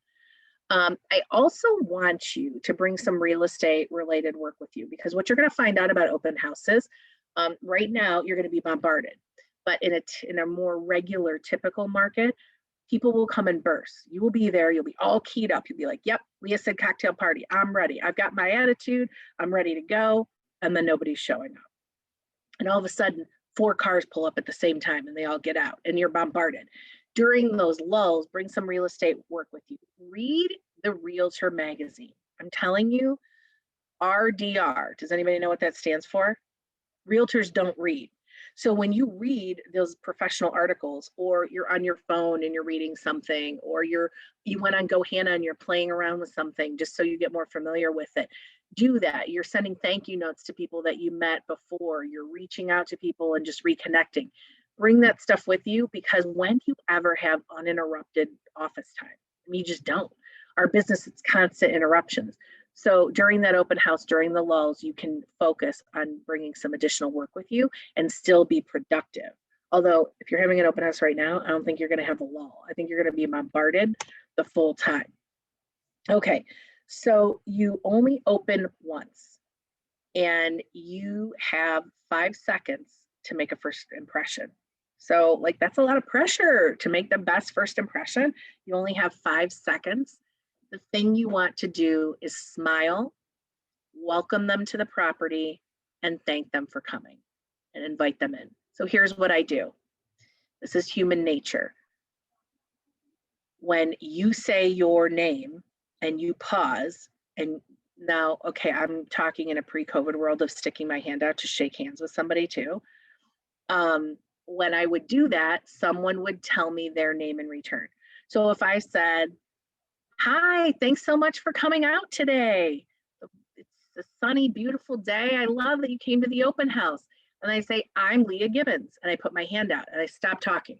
I know you're probably like, I bet you cannot stop talking because you've talked for an hour straight now, but I can't stop talking. So I stop talking and I pause. And typically human nature is someone says, hi, I'm Wendy. And you say, hi, Wendy, thanks so much for coming to the open house. Come on in and I'll give you some information. Okay. So again, now in a COVID world, how are you going to greet people? I still smile. Now I have my mask on, so you can't see that I'm smiling, but my voice reflects my smile. I know that sounds crazy, but my first job in the company, you're going to laugh. It was a receptionist when I was an undergrad. And we were trained, I kid you not, we were trained to answer the phone and smile when we answered the phone, because your voice sounds friendlier. I know it sounds crazy, but with the mask on, you can't tell if somebody's smiling or if they're grimacing or what they're doing. So smile, it makes you sound friendlier. So with your mask on, say, hi, thanks so much for coming out. I'm Leah, and pause. They'll say their name. Now, here's the bad part. I'm getting to an age where I no longer have short-term memory. So here's what I do. I'm going to go through my whole spiel of what I do. And this is not on your slide, so it's something you have to take notes on if you like it. So I print out, let me get a piece of paper. I print out an MLS printout of the property. And in the MLS printout, I highlight the bedrooms, the baths, the square footage, the taxes, and the lot size, okay? Those are the things I highlight. Those are things people most ask you about.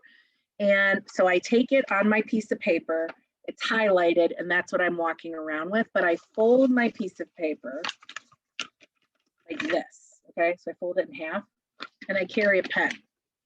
So when I meet you at the door and I say, hi, I'm Leah, and you say, hi, I'm Wendy.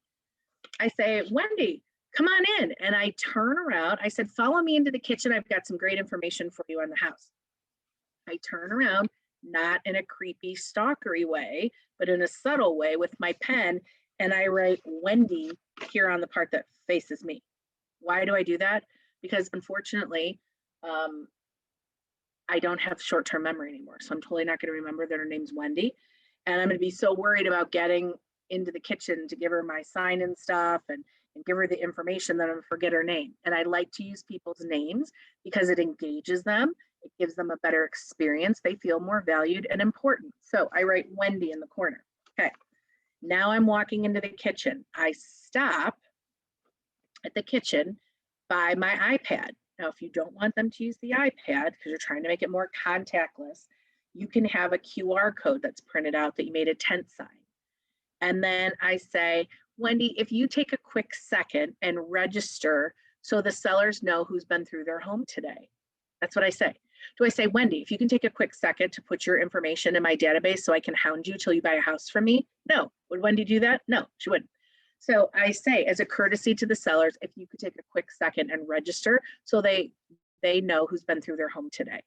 It's total common courtesy. Look, I did this before COVID, guys. And now people are like, oh yes, you need it for contact tracing. No, I did it because I didn't want to say, hey, can you give me your info? People would be like, no, I don't know if I like you.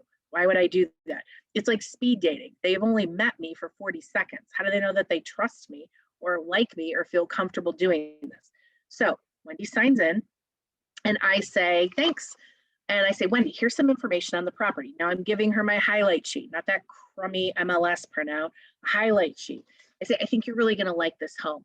It is actually, I say something that distinguishes it. So the other homes on the market, the 3 other homes that are available on the market are 3 bedrooms and this one has a 4th bedroom, or this one has a remodeled kitchen, or this one has something. How can you distinguish that property? Give a quick little thing, give her the information and say, feel free to take a look around and then please stop back before you leave. Now she'll do it because I set that expectation. Stop and see me before you leave. Why? Because I want to regroup with her. I want to talk to her about what she thought about the house. Typically people go up or they go down in the open house. Like say, I'm pretending I'm in a colonial right now. So Wendy's walked around the 1st floor. She's looked at things and I say, so what do you think so far? And what do? I stop talking again. Why? I'm going to tell you this right now. Realtors talk too much. We talk too much and we learn nothing about the people that we meet. If we don't know about them, we can't figure out how we can serve them and help them. So you got to ask questions and you got to stop talking. So then Wendy says to me, well, I like it. It's a little more dated than I had hoped because I'm not really looking to remove the wallpaper. And I say, oh, okay, that's great feedback. I say, you know what? I've got a great professional network and we've got a great vendor that can remove wallpaper. So don't ever let that be an obstacle for you. But please continue your tour and then let me know your final feedback before you head out. Where she says, I like the house, but I wish it had a fenced yard. And I say, oh, okay, you're looking for something that's got a fenced yard. And she says, yes, I've got 2 dogs. And I say, really? Well, this property is in walking distance to the dog beach that we have here in town or something.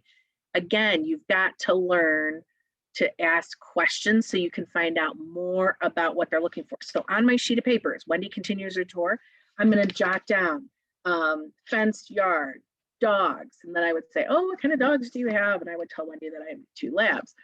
So I ask questions. Anything you find out, I'm writing it down. Now, why do I do this? Because when Wendy puts her info into my open to close, I'm not taking notes on that. Like, it's in. I don't even remember her name if I don't write it down and I repeat it and I'm taking notes. This helps me when I go back in to my open to close after the open house and I follow up with everybody, helps me remember, oh, this was who Wendy is. This is what she's looking for. Okay. She finishes her tour. And then I say, so what do you think? How's this compare to the other homes you've looked at? And I stop talking again. And she tells me, well, I like it. It's too much. It's too little. You know, we go through the whole Goldilocks thing. I like this. I don't like that. I wish it had this. And I listen and I say, wow. Say, have you kind of just been doing your search? Now, this is important, guys. Have you been just kind of looking online and going to open houses? 99% of the people say yes. And I say, well, gosh, you have to really be frustrated because it probably seems like there aren't any homes for sale. Right now, everybody's going to say, yeah, exactly. And say, well, gosh, that's because we sell so many of them before they officially hit the market. And here's how I get into this. Each week, my colleagues and I share the homes that we have that are coming to the market. And then we line our clients up to get them in first to preview those properties. And they go under contract before they ever got to go into the MLS and before. Leah? Yes. This is Maggie from Rochester, New York area. Hi, Maggie. We cannot do that in New York State. So can you, when you get a listing and you sign a listing, are you able to tell the people in your office before the No. admin puts the listing in? No. So We you can can't them tell. we have a listing coming up, but we can't tell them the address. They can't see it. We can't discuss anything. We can say, hey, I got a 4-bedroom. It's going to be in the 220 range. Let me know if you have anybody. As soon as it hits, I'll let you know. So in Okay, New York so State, we have very different rules. There are no pocket listings. so well, so this isn't really a pocket listing. We just, when we put something in, we know that we've got it and we hear about it and we talk about it in our offices. So if you're not allowed to say the address in New York, it's the same kind of thing though. You say a 4-bedroom coming up, say, we hear about new listings that are going to be hitting the market and we are able to get our clients into those as soon as they're available. So that's what I would say in New York. We're able to get our clients in as soon as they're available. So if you're waiting for them to be open or show up online, many times it's too late. So in my market, I say you're missing out. If you're only looking online and going to open houses, there's so much inventory you're not even seeing. Tell me again what you're looking for and I'll keep my ears open. So that, are you allowed to do that, Maggie? I think she froze, but unmute yourself later and let me know if that violates anything in New York. So that's a great conversation starter. And then people say to me, well, here's what I'm looking for. I'm looking for this, I'm looking for that. And I make more notes on my sheet where I have Wendy's name. I put more notes there so that I can follow up. And if I say I'm going to do something, if I say I'm going to look for 4-bedroom colonials in a certain neighborhood, then that's what I'm going to do. So I'm able to follow up. So I like to do that. I like to take notes and have those notes available because it helps me do better quality follow-up with people. Okay. Maggie, did I say anything else that was controversial for New York? Okay, I think I'm good. Okie dokes. So you I have keep to, freezing her, sorry. That's No, okay. everything else was good. So just be careful in New York that you're saying that once it hits the market, you can then show it, but that we do have that advantage of having, let people know that there's something coming and we let them know the minute it's available. yes, perfect. Thank you. So you want to anticipate the questions that you're going to be asked. And I'm going to say this to you. I don't ever want you to lie. Don't lie. The public is very savvy. They're very sophisticated, the buyers. They know more info most of the times than agents because they spend time scouring the internet and learning everything about what's going on in the market. So they're going to ask you things. Why are they selling? I'm going to give you the answer that you can say every single time. Why are they selling? They're relocating. You can relocate around the corner, you can relocate around, you know, across the globe, it doesn't matter. So it's a great answer to say that. When people say, where are they going? Now, I don't like to divulge clients' confidential information unless they've given me permission to do so. But I typically say, oh, they're staying local, or, oh, whatever it is that they're doing, I answer that. And look, I'm kind of skilled at answering questions that aren't really the answers to the questions people necessarily want. So you just have to anticipate the questions and how you're going to approach it. For example, what are they doing? They're digging. They might have heard somebody's getting divorced and what's happening, and can they get a market, you know, can they get a price advantage on that? They might have heard that people relocated and they already bought another home. So does, you know, you never want to divulge that information to weaken a position of a client, but you want to anticipate the questions because you will be asked. People will say, how long has it been on the market? You have to tell the truth. They know. They've driven by and seen the sign. So you have to think about packaging. Packaging your information is really important in real estate. It's not necessarily what you say, but it's how you say it. So for example, if I had a listing that was overpriced and we recently had a price reduction and now we were starting to get some good activity on it, I wouldn't say, well, it's been on the market for 3 months, you know, we were way too high. What I would say is the home's actually been on the market for 3 months, but we recently repositioned the price and the market has responded really favorably and we've seen a big uptick in showings. That's what you want to say. You want to package the information. So you don't want to say, oh, well, this thing's, you know, it's been on the market for 3 years. Nobody wants it at all. Yes, I want you to be honest. I just want you to also make sure that you're doing your best to advocate for that property. Okay, when someone says, how much will they take? Say, I would love to find out. Let's put pen to paper and let's find out. They ask you how much the taxes are and how much the utilities are. So when you are listing a home, you can ask, part of my seller questionnaire that I go through is, what are the average utility expenses, so people can understand. Think about if you're moving from an apartment or a condo into a 4-bedroom colonial, like you're used to what your electric bill is or your gas bill is. You're not used to what it will be for a whole home. So that's really important for people, and it helps them put things in context. Okay, here are some trial close questions. When you're trying to sell the particular home that you're holding open, you want to ask them for an opinion. What do you think of the granite counters? What do you how do you like the 3-car garage? You're trying to get more information from them. Now, if you're actually leading them through the home, you don't avoid stating the obvious things like, oh, and here we are in the eat-in kitchen. Guess what? They can tell it's the kitchen. They see that there's a range there and a refrigerator. They don't think it's the den. You know, don't state the obvious, but ask them for their opinion. They may say, well, granite counters are so yesterday, you know, it has to be quartz today or whatever. I don't know. I'm always behind the trends. Although I will tell you that I kept my beige walls in the house and I didn't go to gray. And now I have been told from my friend that works at Sherwin-Williams that the beige is back in. So yay, I'm back in style again. But you want to ask them for their opinion. You want to get them to talk about things and say, you know, how does this property meet your needs? You want to find out how long they've been looking. You will meet professional lookers. When I say professional lookers, when someone tells you that they've been looking at homes for 3 years, but they haven't found the right property, you know, I'm not going to spend that much time talking to them. 3 years of looking at houses and you haven't been able to find anything. 3 months, sure, I'm going to talk to you, but 3 years, that's a really long time. I like to ask people what their time frame is, because this gives you an idea of how quickly they're going to move. And in my mind, I always think, is this an A buyer, a B buyer, a C buyer? An A buyer is going to come in and say, well, let's see, what month is this now? It's the end of March. We'd really like to be in our new house before Memorial Day. Okay, well, then that means we got to find something and get it under contract in order for you to meet that time frame. Our average closing in my market is anywhere from, if it's cash deal, 2 weeks. But if it's a financing deal, it's anywhere from 30 to 40, 45 days.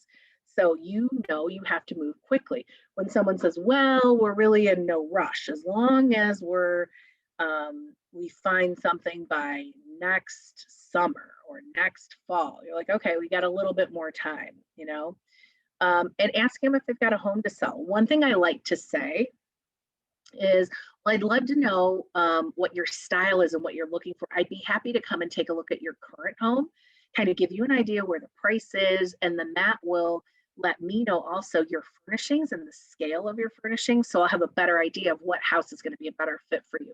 That's total baloney. Okay. When I say that, it's total baloney. It is actually so I can get in their house and figure out what kind of house they have, how I can market that, what they can get for that house, what buyers I have for that house, and then how I can help them list that house, sell it, and buy another house. All right. It's totally me doing my CSI answers. Avoid people who give you the wrong answers and spend time with those that are giving you the right ones. So people that give you the runaround and don't really want to talk to you when they're like, well, I don't know what our time frame is. We're flexible. I don't know what I think of the house. I mean, it's okay. Look, they're not engaging with you. Don't spend your time trying to crack the code with those people. On to other people. I swear one time I was teaching an agent how to do an open house, and we were at a home that someone came in and they said, you know, this fireplace just doesn't look right, doesn't look safe. What about this? Do you know if the house is up to code electrically? Do you know, like that person was like the negative Nelly, and negative Nelly followed us all through the house. And so I said to negative Nelly, you know, you've got some really great questions. Why don't you and I connect privately? I'll make a list of your questions and then I'll be able to get the answers back to you after the open house. That was my nice way of saying, hey, shut it down. Quit talking badly about the house in front of everybody else. But remember, that's what I would say with my inside voice, but my outside voice was very pleasant. And I tried to contain their negative questions. Okay. The final close before someone leaves. Does this property fit your needs? What do you think? How does it compare with the other homes that you've looked at? If yes, then final close for a contract. If no, then final close for an appointment. Now, I can't say that if someone says, we love this house, it's perfect, that I would say, great, let's write an offer. I mean, I typically have a little more dialogue in there before I jump right to that. But I say, that's great. Let's get the process started. Have you already met with a lender? If they say, oh, well, I've already done something online that tells me what I'm pre-approved for, say, great, you've started the process. Now I'm going to connect you with my finance manager that I work with so that they can really go through everything and help you find the right loan program that meets your needs. You know, remember, some programs are better for people that have a desire to stay in a home for less time, 3 to 5 years, and some are better for those that want to stay for maybe 10 to 15 years. So they'll help you get the exact program that's right for you, and they'll get us a pre-approval. So let's get the process started. That's kind of how I roll into it. If, you know, here's another option. Would it be okay if I put together a list of some properties that have amenities that you're looking for, and we can go over them in my office? Would tomorrow afternoon or Wednesday evening be better? Remember, don't ever say, when would be a good time for you? Because they're going to go, I don't know, I'll get back to you. Well, they never get back to you, all right? So if this isn't the right house for them, then I say, you know, I know some other great properties that are coming on the market and some that probably aren't even on your radar screen. Are you open to looking at homes in other communities? Are you open to this? I'd love to put some properties together and show them to you. I'd love to, you know, people aren't really going to go want to meet you at the office and do a buyer consultation right when you meet them from the open house. But that would be a next step. I would like to do a buyer consultation. So I would say, let me put some things together and you can let me know if you have any interest in setting up a showing for them. And then I would say, hey, I'd love to do a quick Zoom with you to kind of go over the current state of the market and the process so you're better educated and you can make better decisions for yourself. So see, it's all about the packaging and relationship building. Okay, the biggest difference between agents that have great open houses and agents that don't are the follow-up. So when you say you're going to do something, you have to do it. If you say you're going to run them information or run comps on their current home, you got to do it. And you can't get busy. You got to do it right away. So the easy thing about open to close is it can send a thank you note to everybody that came. Super easy. It's a nice personalized thank you note, but you've got to thank people for attending. You've got to answer any questions. If they wanted to know what type of flooring or wood was in a certain room, you've got to find out from the seller. Offer to do a second showing with them and say, I'd love for you to be able to take a deeper dive into this home. I'd love to set up another showing for you. When would be a great time? It can be virtual, it can be in person. And then set them up on a search. I don't even ask people if I can set them up on a search. I've got their email address because they entered into open to close, and I'm going to follow up and put them in a search because you don't have to ask permission to do that. I always like to follow up and stay in contact. So if I know they're a buyer, I'm going to send them some drip emails about the buying process, things to think about when buying, and things about the market. If it's a potential seller that I met, I'm going to follow up with them about things that are happening in the market, the demand, a buy side I'm going to pull on their home that quantifies the number of buyers that they have in that market area and that price range. I'm going to give them tips on getting their home ready for the market. So there's lots of different things I'm going to follow up with, but that's what you have to do. You did all this preparation, all this planning. You had the event, you had great connections with people, and when you don't follow up, it all falls apart. So that is super important. Now, before we move in to virtual opens, who's got questions about live opens? Feel free to unmute yourself, or if you put it in the chat, I think Wendy's going to let me know.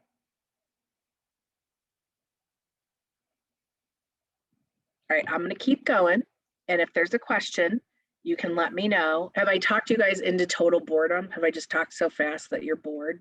Yeah, they might need 5 minutes to get the blood circulating. Yeah, okay, I get it. Trust me, I get it. Take a breather, take an inhale. We're going to talk about virtual opens, which are really fun. Everyone take 5 minutes, get up, stretch, get the blood circulating, do some jumping jacks, whatever it is. Just take 5 short minutes so that you are alert for Leah's next session. Yeah, and hey, guess what? You literally only have 40 more minutes of me talking, and then you can move on with the rest of your day. So you're in the home stretch, people. They're loving your talk anyway. I don't know.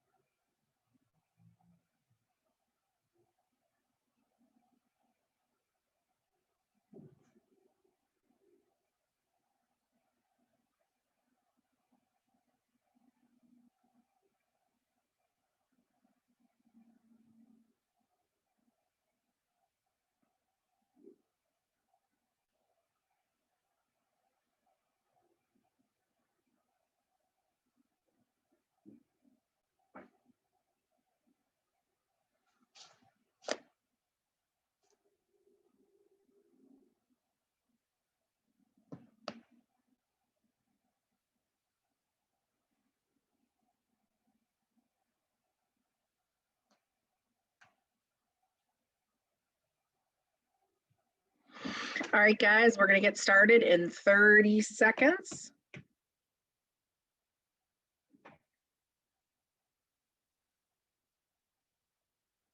Did everybody decompress a little bit? I know my fast talking is a lot to process. That's why Kate likes to have me on classes, because it makes her look like she's a slower talker.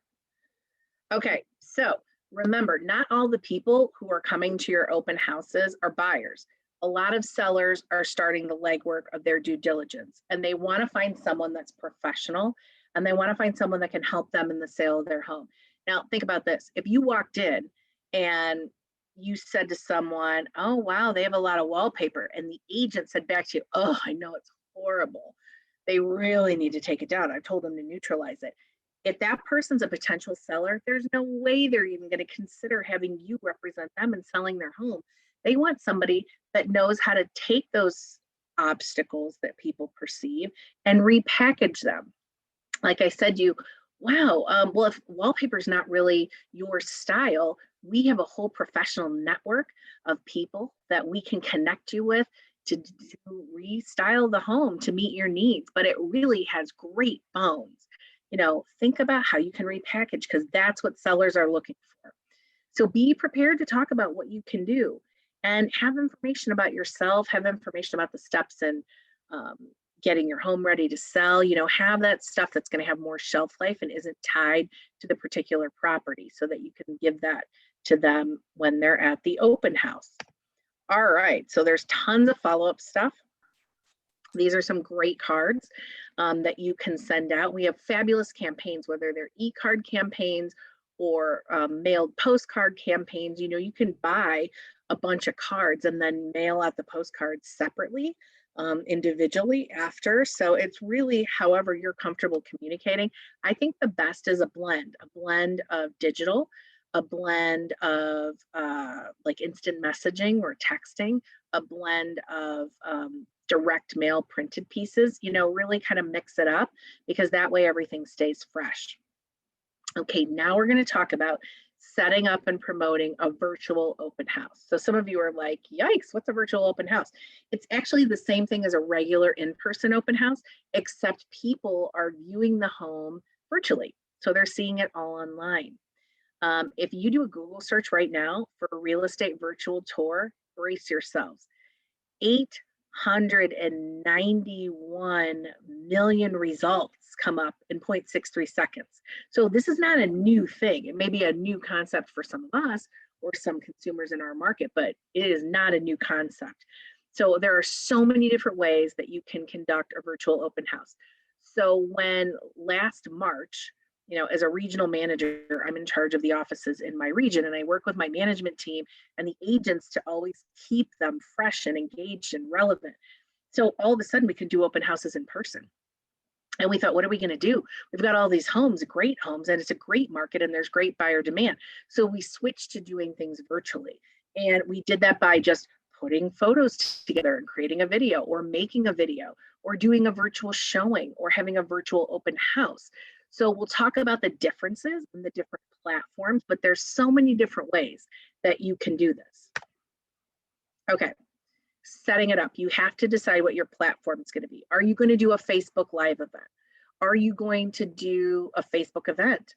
Are you going to do a Zoom? Are you going to use StreamYard? Now, I've never used StreamYard. Are you going to use Instagram TV? What are you going to do? What's the platform that you're going to be the most comfortable with? So I'll tell you, when we started last year, leveraging this more, it was Facebook. We used Facebook and we created an event, and then we went live. We also used our open to close. Do you know that you can use your open to close and generate the QR code so people can register for your event? And then you can send them a password if you want to say, do it on a Zoom instead, and they log in with their password. But you're going to set the event up and you're going to copy the link to promote it so people know how they're going to access it. You can take your virtual open house listing and you can put it in your MLS open house data. So for example, in my market, we go into the MLS and we advertise that we're having an open house, and it gives us the option to say whether it's in person or virtual. If your MLS does not, Howard Hanna allows you to have that flexibility through GoHanna. So when you go into open house admin, you can select whether it's an in-person open house or a virtual open house. So the virtual open house feeds to the website and it displays information. So when you're searching open houses, it's going to show up in the results as a virtual open, not an in-person open. Now, I will tell you, when we first started doing this, people weren't used to it's a virtual open house. They didn't know what that meant. They actually show up at the property. So we would put something on the door explaining this home may be viewed through our virtual open house. And we'd have the link. And then we would have, or to make an appointment for a personal tour, contact the listing agent and the listing agent's info. So we had that information there because believe it or not, we were doing Facebook Lives and people were walking in while we're doing these Facebook Lives. It was a little clunky, but it was just because it was new to everyone. It also will display on the listing page. So when you pull up the listing, it'll show you're having a virtual open house. And on the virtual open house landing page. So whether someone goes and searches just virtual open houses, it will show up there as well. And your Hannah agent website. So just in our Howard Hanna network, so just on howardhanna.com, your open house is being promoted in many different pages and through many different search results within the Howard Hanna website. So you're getting a lot of exposure for it. Okay, so let's talk about choosing the platform that you're going to use. There is no one size fits all. It's what's most comfortable for you. I used Facebook because I was most familiar with Facebook. And I had done videos where I had actually made a video and then I had uploaded a video to Facebook previously. So I was like, oh, we can do that for people that didn't want to go live, because it's better if you have someone filming you when you're the agent. And we've all seen the training. Kate put together some great training in my market for, this is how you walk through and you get the selfie stick and it steadies you. And this is what you say and you make sure all the lights are on in the house. It's easier when you have somebody driving the phone or the camera for you, because you don't have to worry about it filming yourself as you're walking around, but you can. So here are some different options. The first option, use Facebook Live and your personal live URL. That's the one that you want to promote. So that's your facebook.com/usernames/live.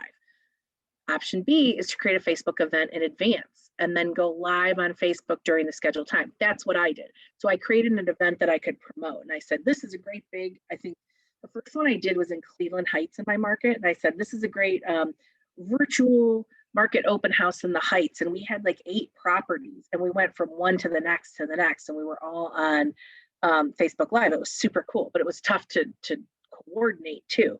So because we had so many agents going live at so many different times, and we were using our office page as the platform that then agents could share to their personal pages. So lots of different options. Another option is to create the Zoom meeting in advance, then start the meeting during the scheduled time. Again, really cool. Zoom's a great platform. I mean, I have to tell you, I was using, you're going to laugh, I used Skype, and then Skype went away and I was supposed to be trying to do stuff on Microsoft Teams, and then Zoom came into my life and solved everything for me. I use Teams now as well, but Zoom was super easy to use. Another option is to have the seller co-host the open house by creating a Zoom meeting in advance with the Facebook Live streaming option, and then select that to start during your time. So we had sellers at some point that said, look, I don't want anybody in my house, but they were going ahead and taking everyone through on the tour while we were also a co-host and describing everything. So there's so many different options, whatever the situation is with your particular seller, you name it, we can figure it out together on what platform's best. Okay. So how do you promote your virtual open house? Well, you can put up sign writers, and I'll show you, they're pink and gold, but they say virtual. So it doesn't just say open house where people think that they're coming in person. Sharing the listing on Facebook, posting your social graphics. Now, you guys will be proud of me because my 16-year-old said, stop saying GIF, Mom. It is not peanut butter, it's GIF. Okay, I don't know if that's accurate or not, but I've corrected myself. So you can put these gift stickers out there that are really cool and fun and everybody loves. You can send e-cards for your virtual open house, just like you can for your in-person open house. So I actually think there's so much fun stuff that you can do to promote, and everybody loves video right now. So let's think pre-COVID, My mom would send me these things in Messenger on Facebook all the time because she's retired and she got some time on her hands of like these cat videos or pet videos. Like people love video. They love to watch things. They love to, why are reality shows so popular? Because people like to be voyeurs. They like to watch and see what's going on. They like that. They love to look in people's homes as well. So you get a lot of traction with video. Why do I like video? Do you think I like the way I look on video or the way I sound? I don't, okay? I started doing training classes probably 3 years ago and doing them, recording them and doing them on video and blasting them out to agents that couldn't attend during the time I was going live on my Skype. Because I did it because it was better for my agents. It wasn't about me. I mean, that's how I look. It's how I sound. There's nothing I can do about it. But it also shows my personality. So when people see your name, they don't really get to know your personality. They don't get to know much about you. But when people see you on video, they feel like they know you. So really, what are you trying to do when you build your business as a real estate agent? You're trying to become the neighborhood celebrity, the go-to for real estate needs. What better way to position yourself in the market by letting people get to know you? I mean, you just feel like you know people. I'll tell you a quick funny story that in my town, Patricia Heaton, who was on Everybody Loves Raymond, and she had a couple other series as well. She was a local. She grew up there, went to school with my husband. It was Thanksgiving time. I was in the grocery store shopping with my husband, and I saw a woman in produce. And I said, "Hi, how are you?" She's like, "Great." I'm like, "So good to see you." She's like, "Yeah, nice to see you." Like, "Happy Thanksgiving." And I walk away with my husband. And my husband's like, "How do you know her?" And I said, "Oh, Junior Women's. I know her from Junior Women's." He goes, "No, you don't. That's Patricia Heaton from Everybody Loves Raymond." And I said, "Seriously?" I just acted like I knew Patricia Heaton in the produce department. Because I saw her every week on TV. I thought that I knew her. That's what you want people to do. You want to develop that level of comfort, and video is a great way to do it. Okay.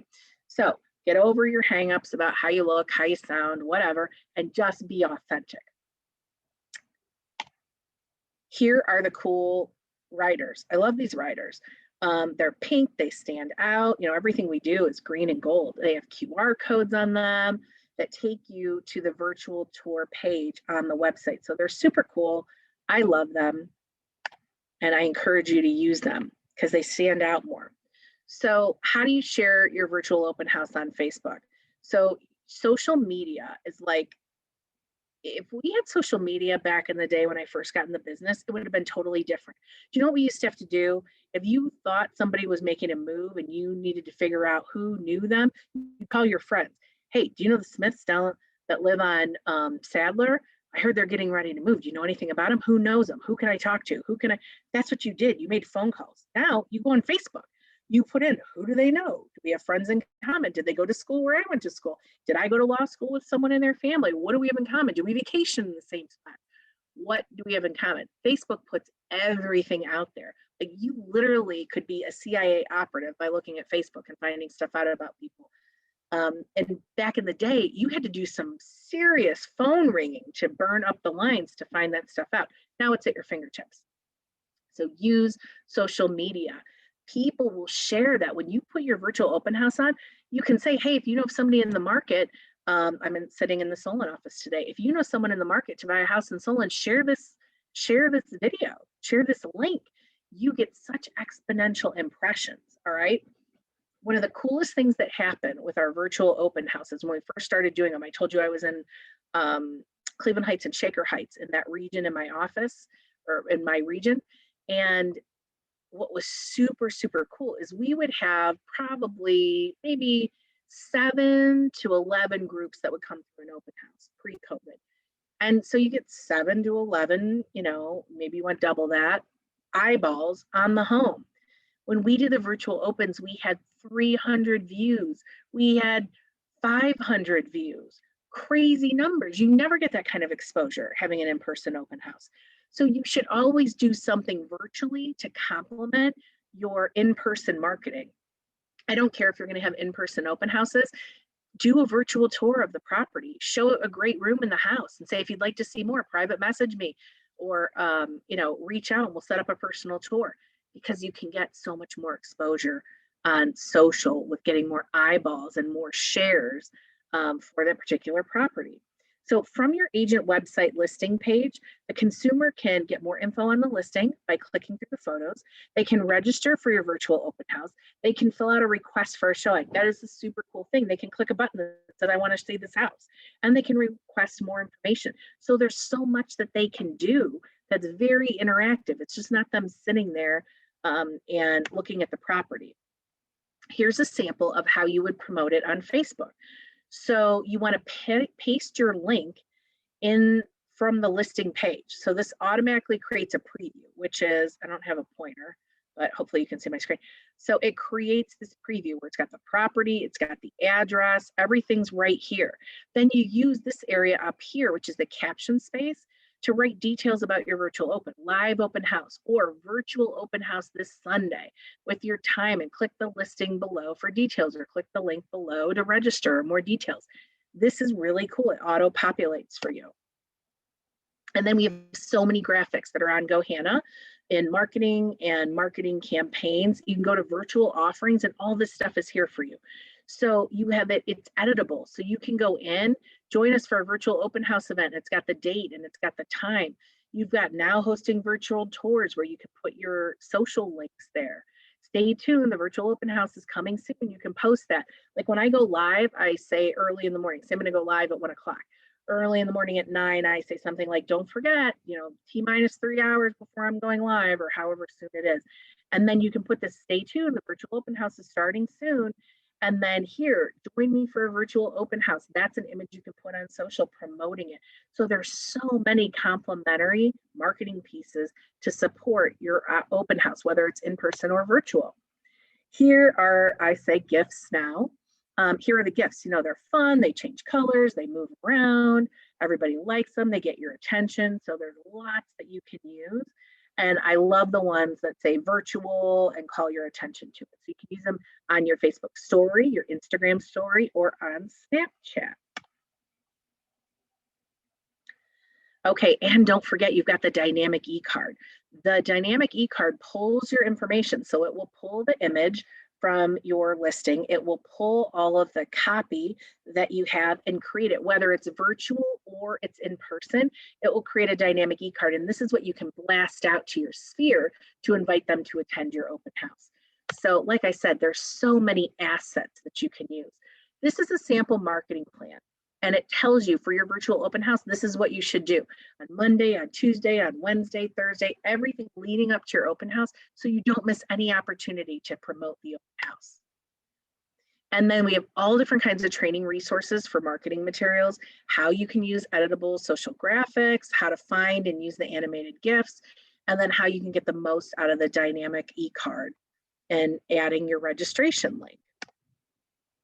Now remember, both buyers and sellers expect virtual open houses. Our norms and social customs have changed, and virtual is something people expect, and they'll expect it now moving forward. You can hold them any time of day. They can be any day. You have so much flexibility. You can record something in advance and then share it on different platforms instead of going live. Some people were like, I don't want to go live. What if I say something stupid? What if I fall? I don't want to do it. So you can record something and then post it.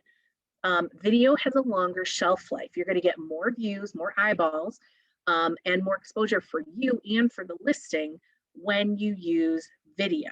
It's just more appealing. Even if you're going to have an in-person open house, get on and do a quick video. Say you're in a golf course community and it's sunny, and you go to the clubhouse and you say, this is just one of the fabulous amenities of living at 123 Main Street. I'm having that house open this Sunday. I'd love for you to come and take a personal tour, but I wanted to give you a little teaser and show you one of the best reasons why you want to move to Main Street. Okay, you can do those things and they're really fun. No one is perfect when they start this. Okay, your lighting may not be the best when you first do it. You may not sound totally polished and scripted. You don't want to. You want to be authentic. And you want to just be really casual and helpful in the way that you come across. Just do it. No one expects you to be a pro. But I told everyone in my market area, I said, oh my gosh, this is the best part of everyone being in quarantine and on lockdown, is everybody's learning how to use this technology now. No one expects you to be perfect. So this is the best time to start and do things and get your game going.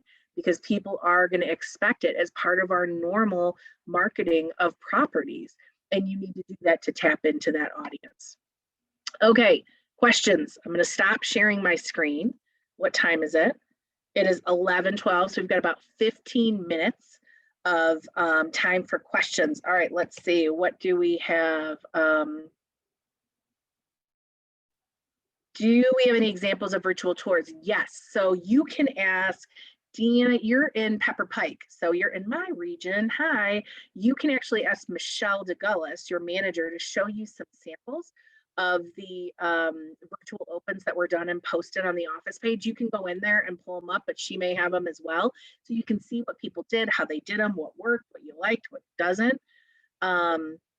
Okay, oh gosh, I'm sorry. I couldn't see the chat before and I'm sorry. I know somebody wanted me to slow down. I'm so sorry.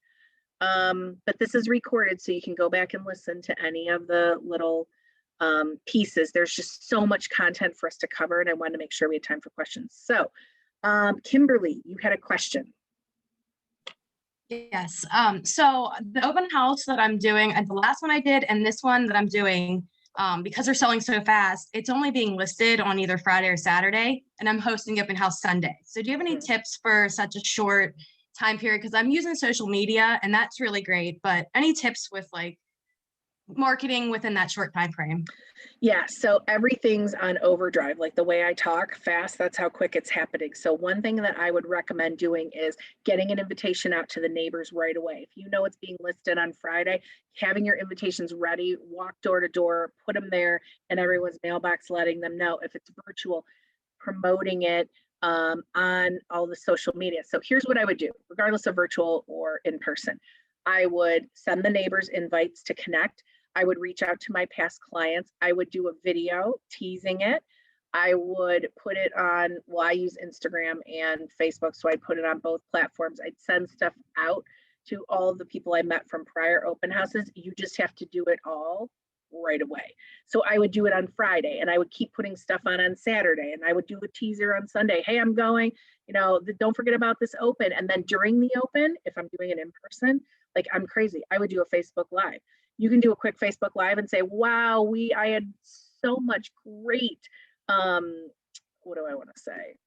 This open house has been so well received. We have so many people here coming and taking a look at the home, and we're following our COVID protocols because remember the optics on that. And I would say, but wow, thanks so much everybody for sharing this post and letting people know about the open. Is such great results for my sellers, my clients. So doing that is a really cool thing to do. And then following up with everybody after as well. You just have to kind of do it at warp speed. I'm sorry.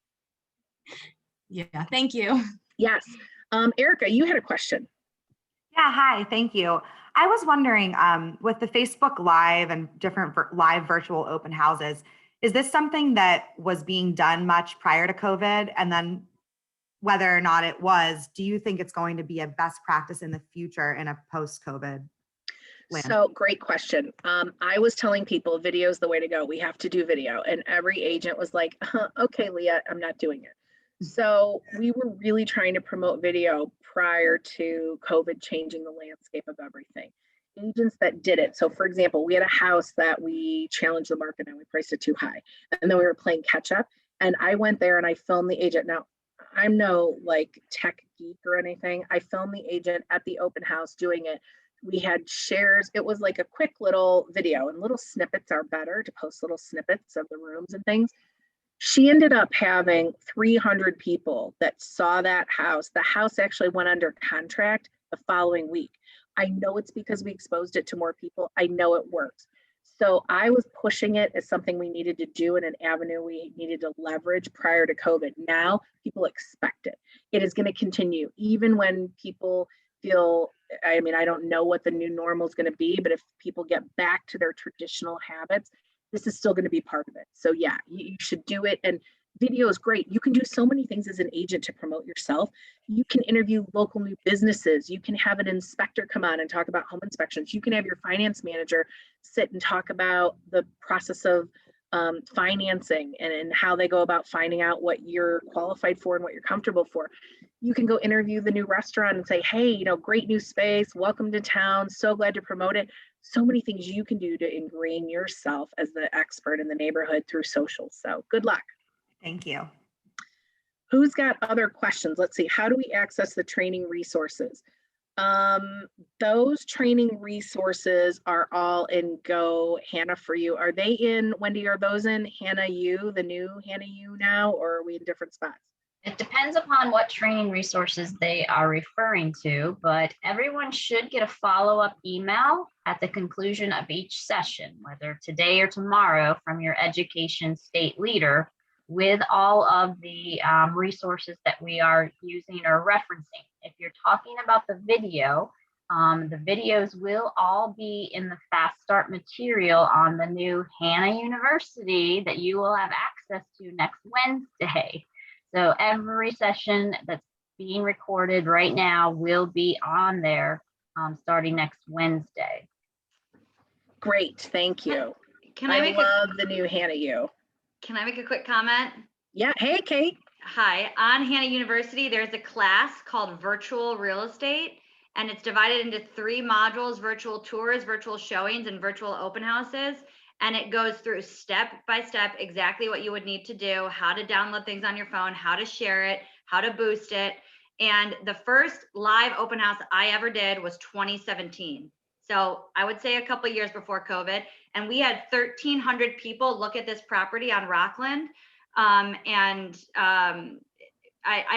wouldn't say it sold from that, but we use that as our marketing material. So you want to be able to go on these listing appointments, and to Leah's point, you want to say like, oh, I'm going to show, here's everything I'm going to do. Here's my diversified marketing strategy. If you want me to do a live open house, if you want me to do video content on your house, I'm able to do that. Here's an example of one that I've done it for and how successful it was.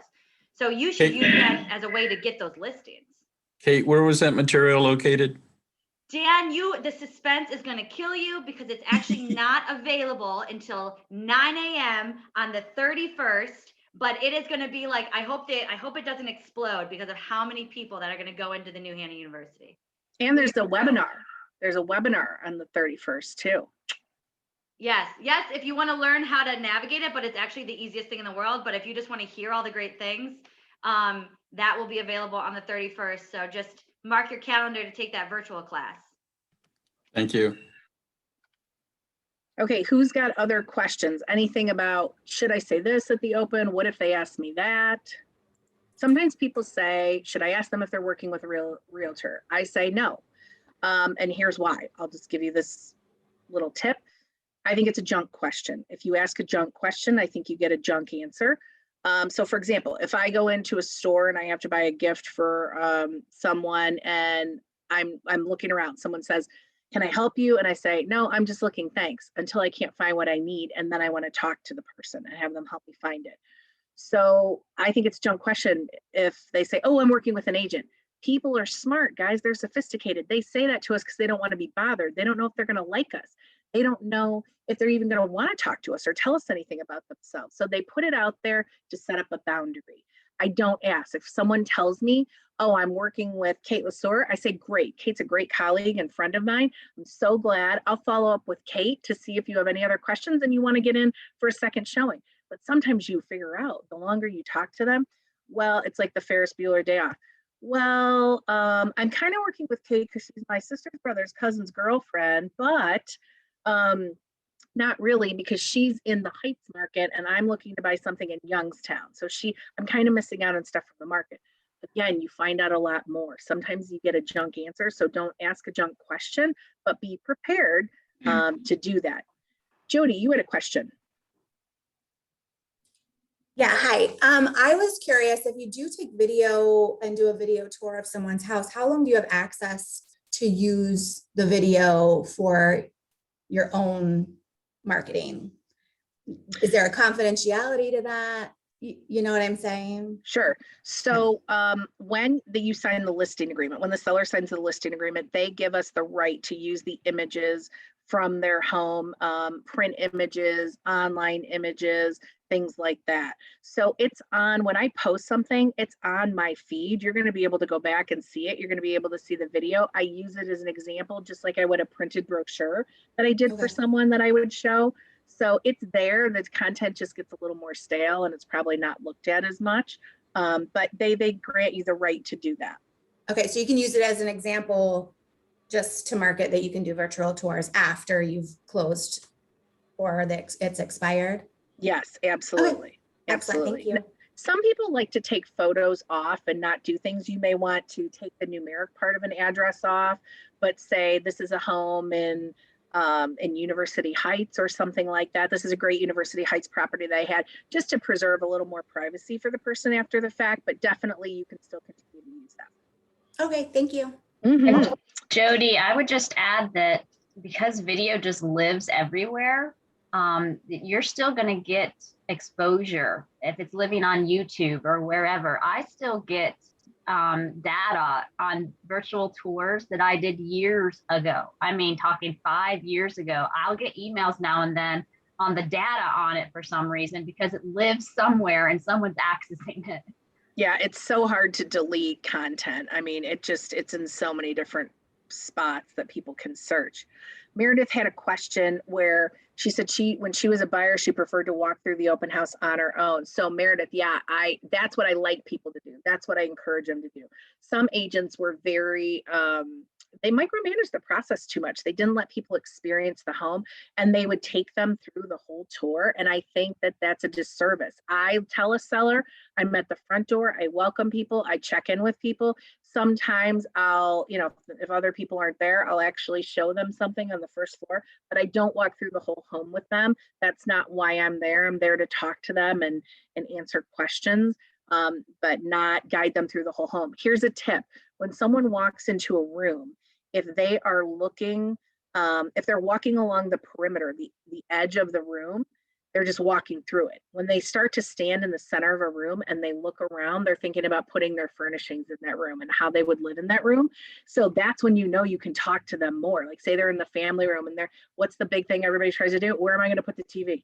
So, they're trying to figure out where they're going to put that and say, tell me about your furnishings. Tell me about how you live. Do you like an open concept? Okay, so get this. My house, we redid the whole thing pre-COVID. Open concept for everything. COVID hits, my 2 kids are streaming, my husband's working from home, I'm working from home. I had to sit in my car one day just because I'm a loud talker, just to have some quiet and peace and quiet. Do I love the open concept now? No, it totally changed everything because I never expected to have that much traffic in my house at the same time. So, I mean, again, people change what they're looking for, and you can clue into that when you see them standing in the middle of the room more and looking around. It's a great time for you to ask questions. Let's see, are there any other questions that I missed? Oh, marketing suggestions for commercial undeveloped land. Well, if it's undeveloped commercial, I would probably state how close it is to major roads or the highway. I would also state, what the usage is that it's zoned. For example, there's an area by my house that's been redeveloped, like there were driving ranges and stuff, and now they've redeveloped it and it's a medical campus. So I would refer how close it is in proximity to those other areas because businesses typically like to be in certain niches. So you wouldn't be obviously having an open house on your commercial undeveloped land, but talking about the close proximity to other attractions and to other to like roadways is a really good way to market it. Any other questions? Okay, I apologize for how fast I talk. I really wanted to get through all the info and make sure that you got a sense of everything and we had time for questions. So I thank you for your time and attention. And I can't wait to hear about your open house success stories. Really, it's the way that I chose to build a business through open houses. And again, I'm just as passionate about them today as I was years ago. They're fun. Have fun with them. Put your smile on and go with it. Remember, it's the only time during the week that the public actually comes to you to talk about houses. So that's it. I think I'm signing out unless anybody's got any last minute questions. Thanks, Leah. Great job. Thanks, everybody. Can everyone use a 10-minute break? I'm hearing yes. I'm seeing. Come on. In you go. Okay, and now I'll just make it so that it is not duplicating, so they don't necessarily see the next screen. Are you guys seeing just a full screen display, or are you seeing my 2 slides? Your 2 slides. My 2 slides. And what can I do for that, Natalie? The Monitors it's too much for all of us to handle. Exactly. Thank you so much.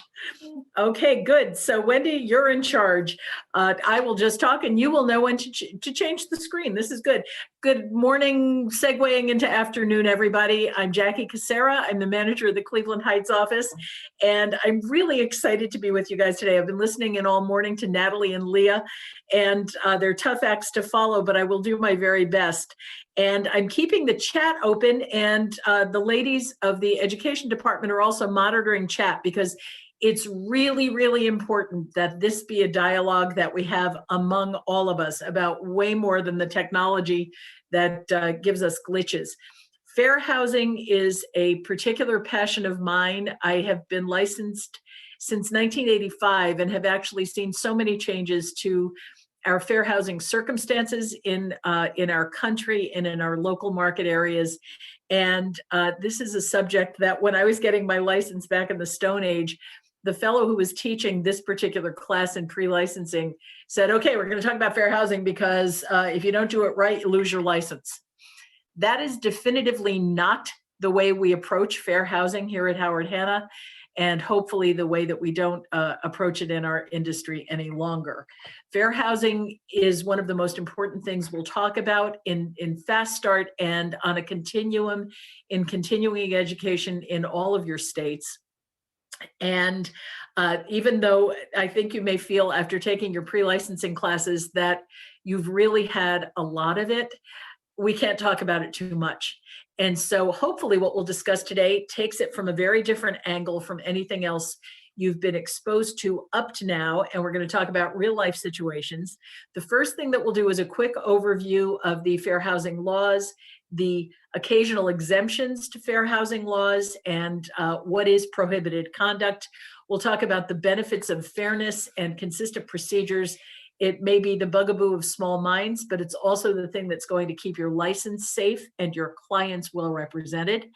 And then we'll talk about some smart procedures and practices, things that you should be able to integrate into your own practice on a daily basis. We'll talk a little bit about ad creation that is inclusive. Luckily, in most of our markets now, we deal mostly with electronic programs for advertising. So it's not something we have to think about a great deal. But advertising and marketing really fall into so many different categories. And a lot of it has to do with just everything that we project into the public sector. So we'll cover that so that, that we're thinking about how we market our properties to living human beings in the marketplace correctly, and you won't worry about tripping over anything.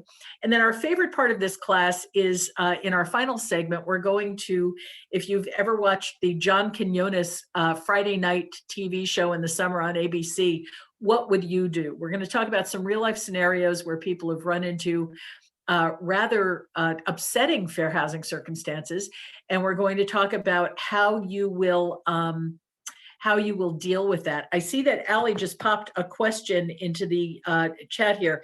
I have a question that I hope we can cover at some point. I've heard a lot about prospective buyers writing a letter to sellers in the current market. Are we subjecting seller clients to possible fair housing violations by accepting these letters? You are spot on, Allie. I can answer it right now. Yes. We do have buyer letters, and they are the bane of our legal department's existence. And we will talk about them more if somebody among the training department, if you guys want to make note of that, we can talk about it more for sure in context with some of the things that we'll be discussing and what would you do. But the reason that we don't do that is because people unintentionally, when they write those letters as buyers, they segue into areas, most often familial status. That's usually the one when they're talking about kids in the play set, in the backyard, that the children are dying to really play on that swing set. That's where they trip up, and we have to protect them from that. So we will absolutely talk more about that. Thank you, Ellie. So fair housing through the years, if we just start with the Civil Rights Act of 1866, that was the one that in the Wayback Machine defined citizens as people who were born in the United States without regard to race, color, previous condition of slavery, or involuntary servitude. Now, it conferred the same rights to any citizen as were conferred to a white citizen to inherit, to purchase, lease, sell, hold, and convey real and personal property. But the challenge with that was that the Civil Rights Act of 1866 did not have an immediate impact on real life discrimination because no agency was assigned to enforce it. And so that was the fatal flaw in 1866.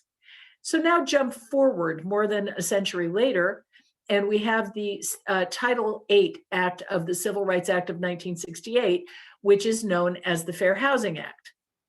Now that revitalized the conversation about what should have been fair housing through that whole century, and actively prohibited housing discrimination that was based on race, color, national origin, and religion.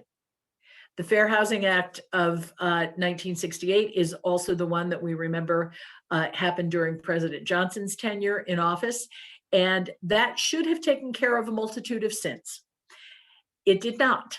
It did not. It covered those areas, and yet there were still groups of people who were actively being discriminated against going forward. We had the 1974 Housing and Community Development Act, which added sex, meaning male or female gender, to the list of protected classes.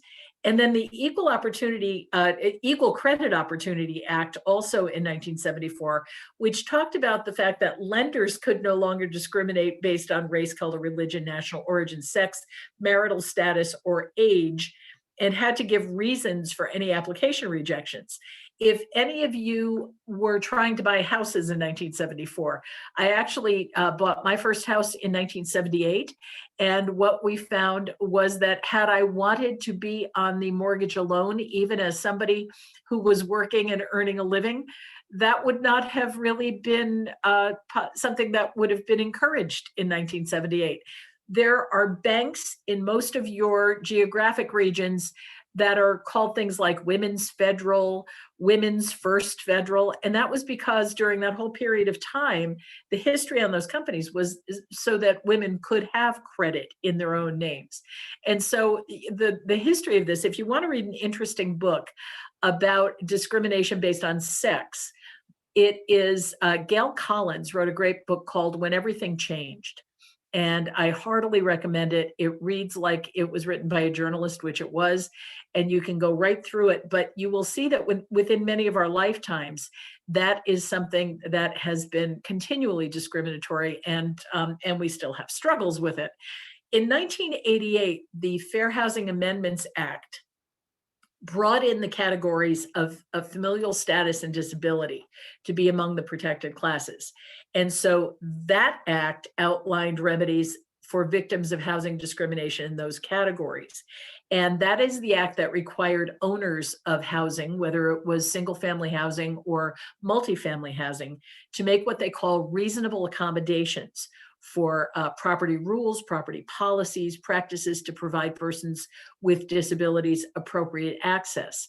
That has now segued into what we think of as service animals and emotional support animals. And so these actions that the government has taken have all been with the intent of expanding people's rights and privileges under housing and fair housing legislation. That has segued through many periods in government. And depending on who was in office, we have either expanded those or people have attempted to tighten them up. And the book was called that book was called When Everything Changed, and it was by Gail Collins, who's a columnist for the New York Times. And there is another excellent book that I will recommend right this minute. So write this one down and keep this with you, because it's possibly the most important book that has ever been written in history about housing discrimination. We have just here in Ohio, in the East region, Leah's region, Leah, who just was teaching before me, we just had a terrific book club about this book, and I would recommend it for absolutely everyone. It's called The Color of Law by Richard Rothstein. And it is about housing discrimination through the ages in America and how it was actively supported and endorsed and unintentionally woven through the laws in our country. So thank you, Maggie. And please, by all means, read both of those, because they're both excellent reads, and you will learn a great deal about our industry from both of them. What was So the first thank you. one, Jackie, and I'll put it in the The chat. first book was When Everything Changed. Thank When you. Everything Changed by Gail Collins, Gail. Super. So enjoy those. Okay, we can move on to the next slide. And so the exemptions. Here's my basic thought on exemptions. We don't discriminate against anybody, anytime, for any reason. That does not mean that we are not discerning purveyors of real estate opportunities. And so if you just keep in mind that that we don't make the choices that will help anyone discriminate, per the Department of Housing and Urban Development, in some circumstances, and they are limited circumstances, there may be exemptions to fair housing requirements. But guess what? We're not teaching most of those possible exemptions today. You will hear things in fair housing classes about things like the Mrs. Murphy exemption, about Mrs. Murphy's cow in Chicago who kicked over the lantern and started the Chicago fire. Don't get stuck. Do not choke on the gnats when it comes to this stuff. What you need to know is this, it's this simple. The Housing for Older Persons Act of 1995 gave exceptions that allowed us to create communities that were exclusive to seniors. 55 plus communities are legal, but they have to be designated by HUD, not by developers, residents, or realtors. Many of us have lived through community experiences where somebody just self-declared that they were a senior community. That's not legal. And so you have to make sure that the 55 plus community is actually sanctioned through the Department of Housing and Urban Development. So keep it simple. So let's take a poll. We have added some polling questions today, and Wendy is going to help us launch those. Before we do though, here is the question. Can we require, and you can put this in the chat, can we require that prospects be pre-approved? Yes, I'm seeing yes, yes, yes. I'm so glad I'm seeing yes. Okay, good, we can absolutely require it. Let me ask you this, if we require it of one person, do we have to require it of everybody?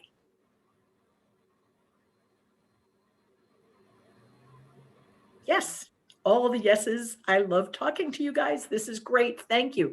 Can we copy somebody's driver's license? Can we ask someone? Yes, excellent answer, Matthew. Do it for one, do it for all. You guys are all on the right track. Excellent. Okay, so I think we can put the first question up, Wendy. I'm trying to remember what it was that we asked in that question. I think actually it will follow this anecdote. Let me tell you a true story. Here in Ohio, in our Pepper Pike office, our Pepper Pike marketplace is a very upscale market. We have extremely expensive homes in that community. And what happened in real life was that before we moved to the office to its current location, it was located in the corner of a very busy shopping center, the shopping center with Orvis and the Apple store and really beautiful upscale shopping. So a gentleman in a Maserati pulled up right in front of our office door, and he jumped out of this convertible And he was in an Armani sport coat, and he was sporting a Rolex watch, which he looked at and tapped as he was walking into the office. So the two people, there were two agents sharing floor time that day, and they jumped in and were ready to service his needs. And he came in and he said, "Hi, I have just passed one of Howard Hanna's listings down the street," gave the address, and said, "It looks like a vacant property. And I'm wondering if it would be at all possible for me to just see it very quickly. I have just accepted a job in Greater Cleveland and I'm traveling home. I have to be at the airport within an hour. I thought if I could see the property really quickly, then we can make an appointment for me to bring my wife back on Thursday when she's coming back, and we could set some other appointments as well." Well, the two agents were practically falling over themselves to get out and show him this property. And what happened was they went through it, absolutely no ill effects, but they hadn't really asked much of anything from him except that he looked like somebody who could afford that property. So they went back to the office. As he was departing for the airport, he gave them a business card and asked that they contact him that night. He had taken some pictures in the house with his phone, and he was going to discuss it with his wife, and they were going to see what they would do to see that and other houses when they returned on Thursday. So I think now, Wendy, let's launch that question. Okay, multiple. Okay, we didn't already answer this question. So we didn't have any information about pre-approval on this buyer. Were we required to show him a house when he was not pre-approved? Answer yes or no on the poll. Now everybody's answering in chat. Can they answer in the poll? I'm asking Kate to launch it because I don't have access right now for some reason. So if Kate. Yeah, so you want me to give you the answer, start telling you what people are doing? Yeah. No, can you launch poll question number 1? No, it's launched. You're just in as, you can't see it because you're in his education. Yeah, no, Got it's it. launched, and we're at 72 answers of 120. 82% said no, 18% said yes. Okay. Now it's changed. It's 7. You just tell me when I should end the poll, and then I will give you the final answers. Okay, why don't we end the poll now? Because we're seeing lots of answers in chat as well. Okay, so we had 17% of people saying, yes, we are required to show a house to a buyer who is not pre-approved, and 83% said no. And thank you, guys. We can take the poll down. The answer is no. And for those of you who thought, yes, it's a really common misconception. You are not obligated in any way to run your legs off showing a house to someone about whom you know nothing. Because here's what happened in the Pepper Pike example. And this is just one example, and it is the anecdote that we use because it happens every day in every market in our company and around the country. And so what happened in that real life example is that the agent went back to the office and she was so excited. The two agents talked about it together, found a number of houses comparable to the one that he had seen, and they assembled a tour for him on Thursday. And then agent number 1 called the buyer at the number on his business card, which was not a real phone number. And then she emailed him at the email address that she was given. And guess what? Nobody at that email address. So we were ghosted by somebody about whom we had absolutely not a shred of information. Now, let's go back over a couple of clues.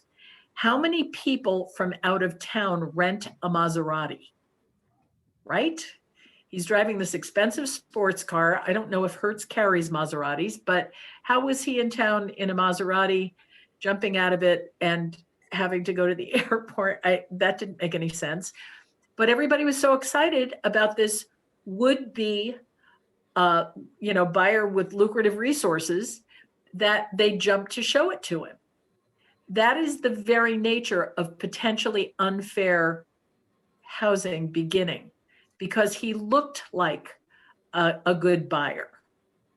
And it is a perfect example, thank you, Solange, of the idea that looks can be deceiving because they were going on nothing. Nobody asked him for anything. They didn't ask him if he was pre-approved. They didn't do anything but jump in their own car. And the one agent actually said to me when we were looking into this, this particular example, she said, I thought I was fine because I was going in my own car. And then you went into a house that he had described to you as looking like it was vacant, which it was.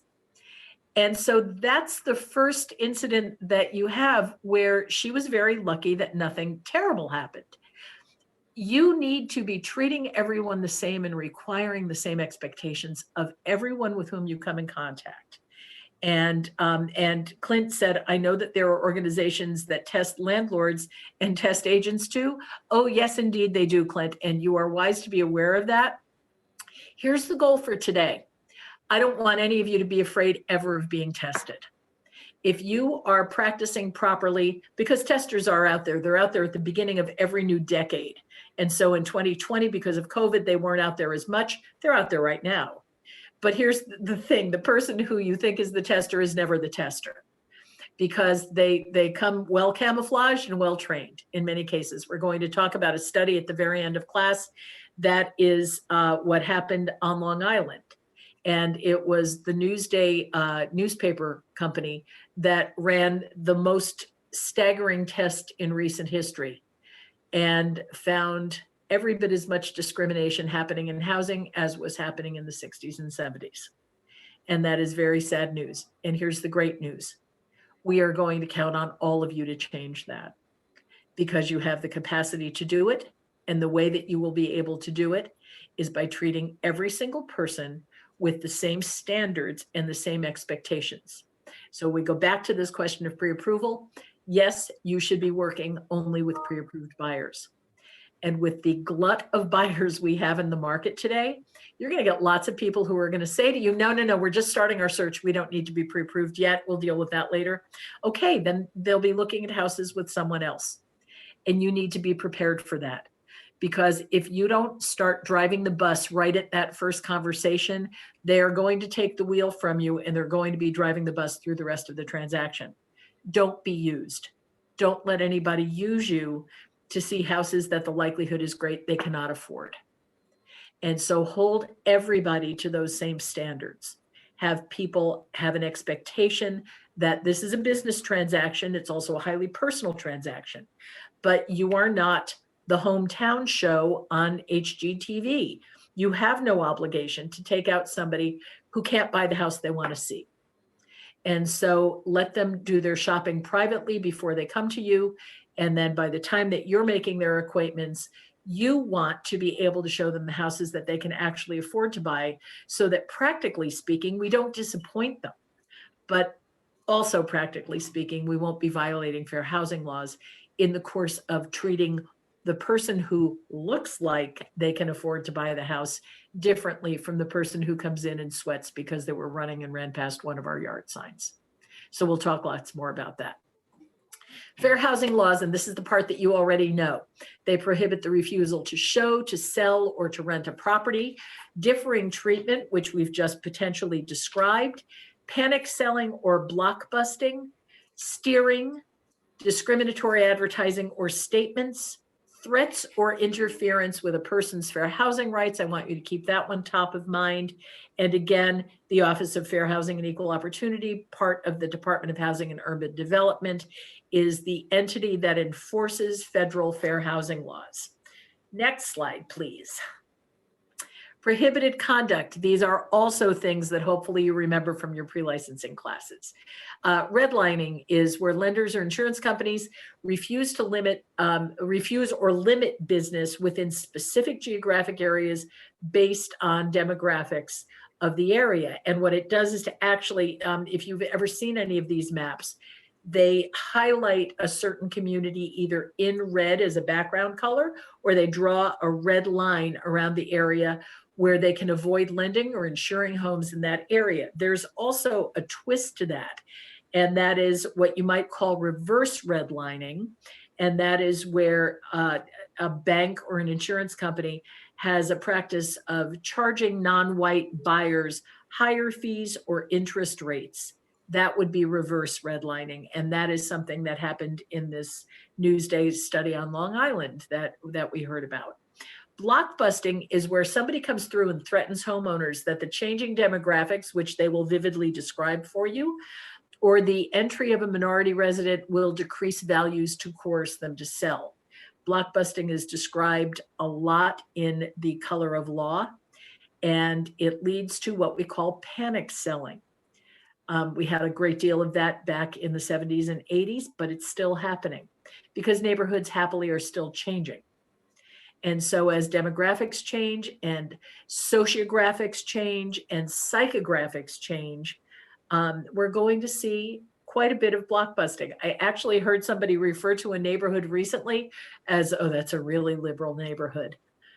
That is what we call birds of a feather blockbusting, because in a hot political climate, people are wanting more and more to, in many cases, live in communities, geographic communities, where people agree with their worldview. That's a new category. It is not a protected class by any means, but it's something that we're seeing more of. So that's kind of a new twist. And finally, steering, where people will only show clients' houses in certain locations based on the membership in a protected class. Buyers and tenants not only are free to select properties based on demographics if we don't use those demographics as a basis for showing properties. So for example, somebody comes to you and says, I would like to live in a very family-friendly neighborhood. This is Meredith's question. She said, if you were listing a home in a neighborhood with lots of families as residents, could you say this is a family-friendly neighborhood, a neighborhood with lots of families? Everybody has a family. What does it consist of? And so you don't want to describe family-friendly as being limited to people who have children, because then you are dealing in a federally protected class. Familial status protects pregnant women and families with children. So you have to be really careful of that. The other thing I would caution you about right now, historically, it has been something that the real estate industry has done for I cannot tell you how long. When somebody's asking about if there are kids in the neighborhood, a lot of real estate agents will say, you know what, drive past the neighborhood at about 3:30 in the afternoon and see who's getting off the school bus. Please don't do that. Don't do that, because that is unintentionally steering people from us. You know, the Long Island study for Newsday said, you want to know who lives in the neighborhood, and if there are children, go to the convenience store on the corner and see who's there at 10 o'clock at night buying diapers. We can't do that, guys. We can't do any of that. And it's happening all over the country. So just be really aware and really attuned. When we say that buyers themselves can check out the demographics, there's a super part of the US Census site, census.gov, where people can get quick facts about the demographics and makeup of a community anytime they want to. You can point them toward that, but here's what I want you to remember, and you might want to write this down. Be the source of the source. Don't be the source itself. You do not want to take on the responsibility of giving people that factual, it may be factual, it may be opinionated information about who lives where, but you can always point them toward a resource. And that would extend beyond protected classes. It would extend to somebody comes to you and says, I'm very concerned about Megan's Law. I have small children. I want to live far away from sex offenders. Good luck with that. Until X number of years ago, what did we even know about the composition of neighborhoods and who lived where when it came to that particular topic? But you can always take somebody to the chief of police in the communities in which you operate. And I would recommend that. Sometimes they're the best public and community relations representatives you could ever have. So absolutely. So Meredith just said, first of all, the website, Fanny, is census.gov.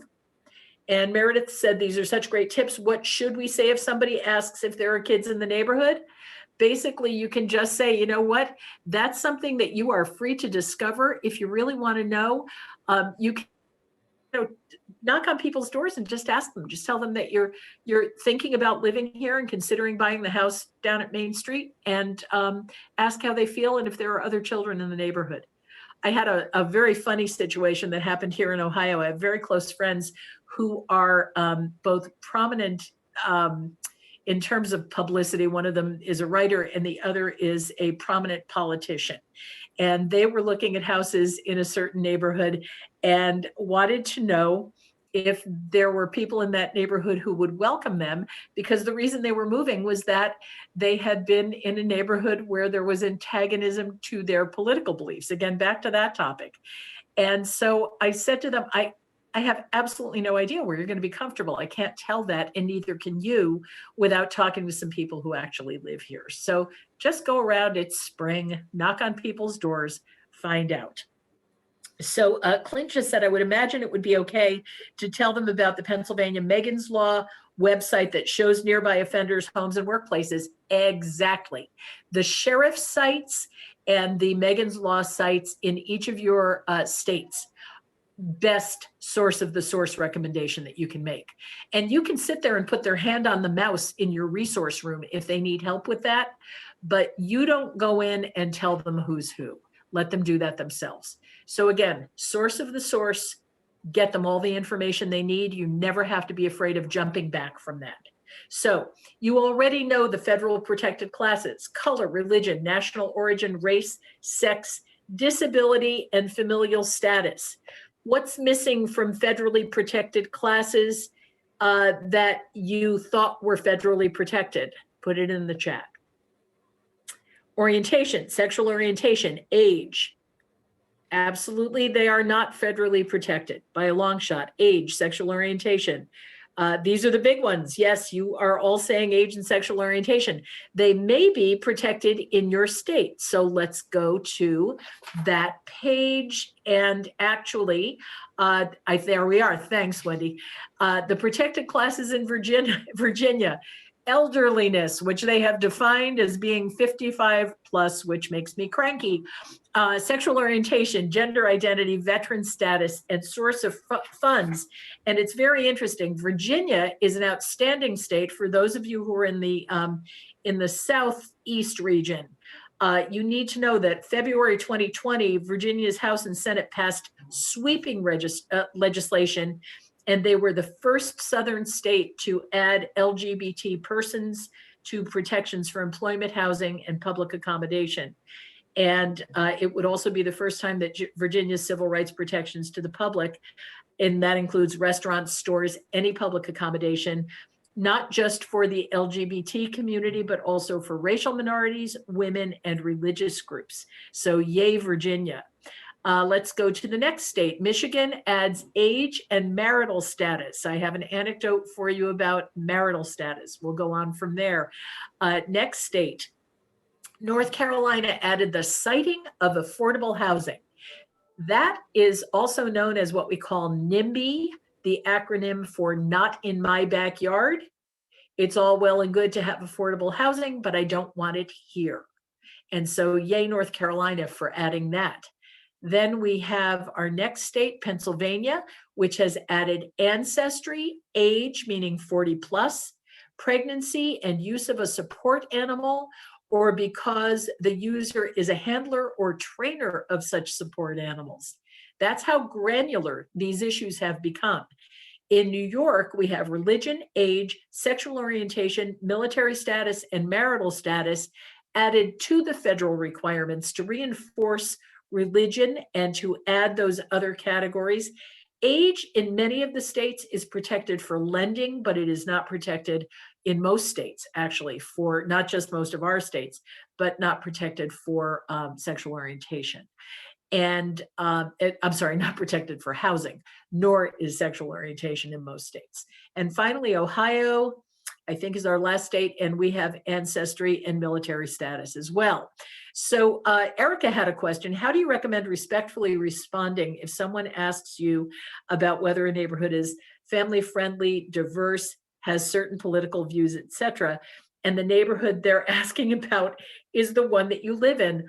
I just had this happen in my own neighborhood. So I can tell you that your answer to this question, no matter what it is, you need to practice in your outside voice. Because what'll happen is the first time somebody does that, you're going to be in the state of hubbada, hubbada, hubbada. You don't want that to happen. So practice it with each other.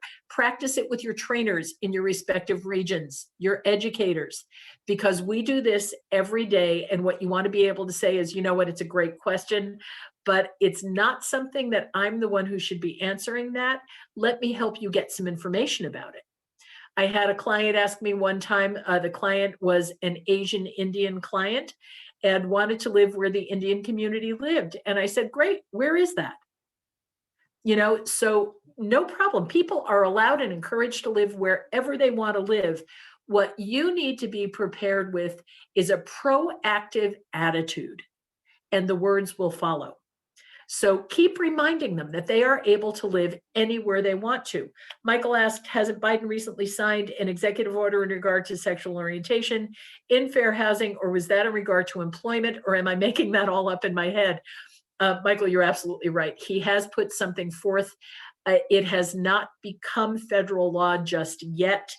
He has proposed it to become federal law, and that has to do with sexual orientation and gender identity. And we can only hope that it becomes the law. I think the more we expand people's rights, the better off the country will be. It is probably the least protected of all the things you see on the screen right now that people believe is protected, and they think that it's protected under sex. Gender orientation, gender identity has been upheld in many court cases as being protected under sex, but again, it's not federally the case necessarily. Attorneys can now fall back on case law where there have been those protections. That has not been the case for sexual orientation. And so you are not making it up in your head, and I'm really proud of all of you for being aware of these issues. Let's take marital status as an example. Just before we leave that screen, but it's fine. Marital status in Michigan would be protected, but the incident that we had with it that was kind of fun was in Ohio. And in Ohio, it's not protected. And so we had a seller who was sitting with his agent, and she had an offer that she was presenting to him. And she said, we have a wonderful offer from Mr. Smith and Miss Jones, and they would love to buy your house. And we can read through the details. How do you feel about this? And he said, may I ask you, do you know if Mr. Smith and Miss Jones are a married couple? And she said, I don't know. They're not my buyers, but I don't believe so. From the discussion I had with their buyer's agent, I don't think so. Why do you ask? And he said, well, do you think they'd get married? And she said, well, I don't know. My answer to that would have been, it's not the kind of brokerage we offer, but okay. But she said, I don't know. We can ask, is this something that's important to you? And his answer was yes. He said, actually, it is really important to me because of my religious beliefs that I not sell my house to an unmarried couple who would be cohabiting in my house. In Ohio, at the time that this question was asked, and today, that is a perfectly legal prejudice. He would be within his rights to make that statement. If it had happened in Michigan or New York, we would have been able to advise him that there is law protecting people and their rights when it comes to marital status, and so that he would be able to be pursued legally for trying to prohibit that couple from buying his house. So it's where we see actual illustrations, and we'll see more of them as we continue our discussion, where the law matters. And so you guys can get a feeling for that.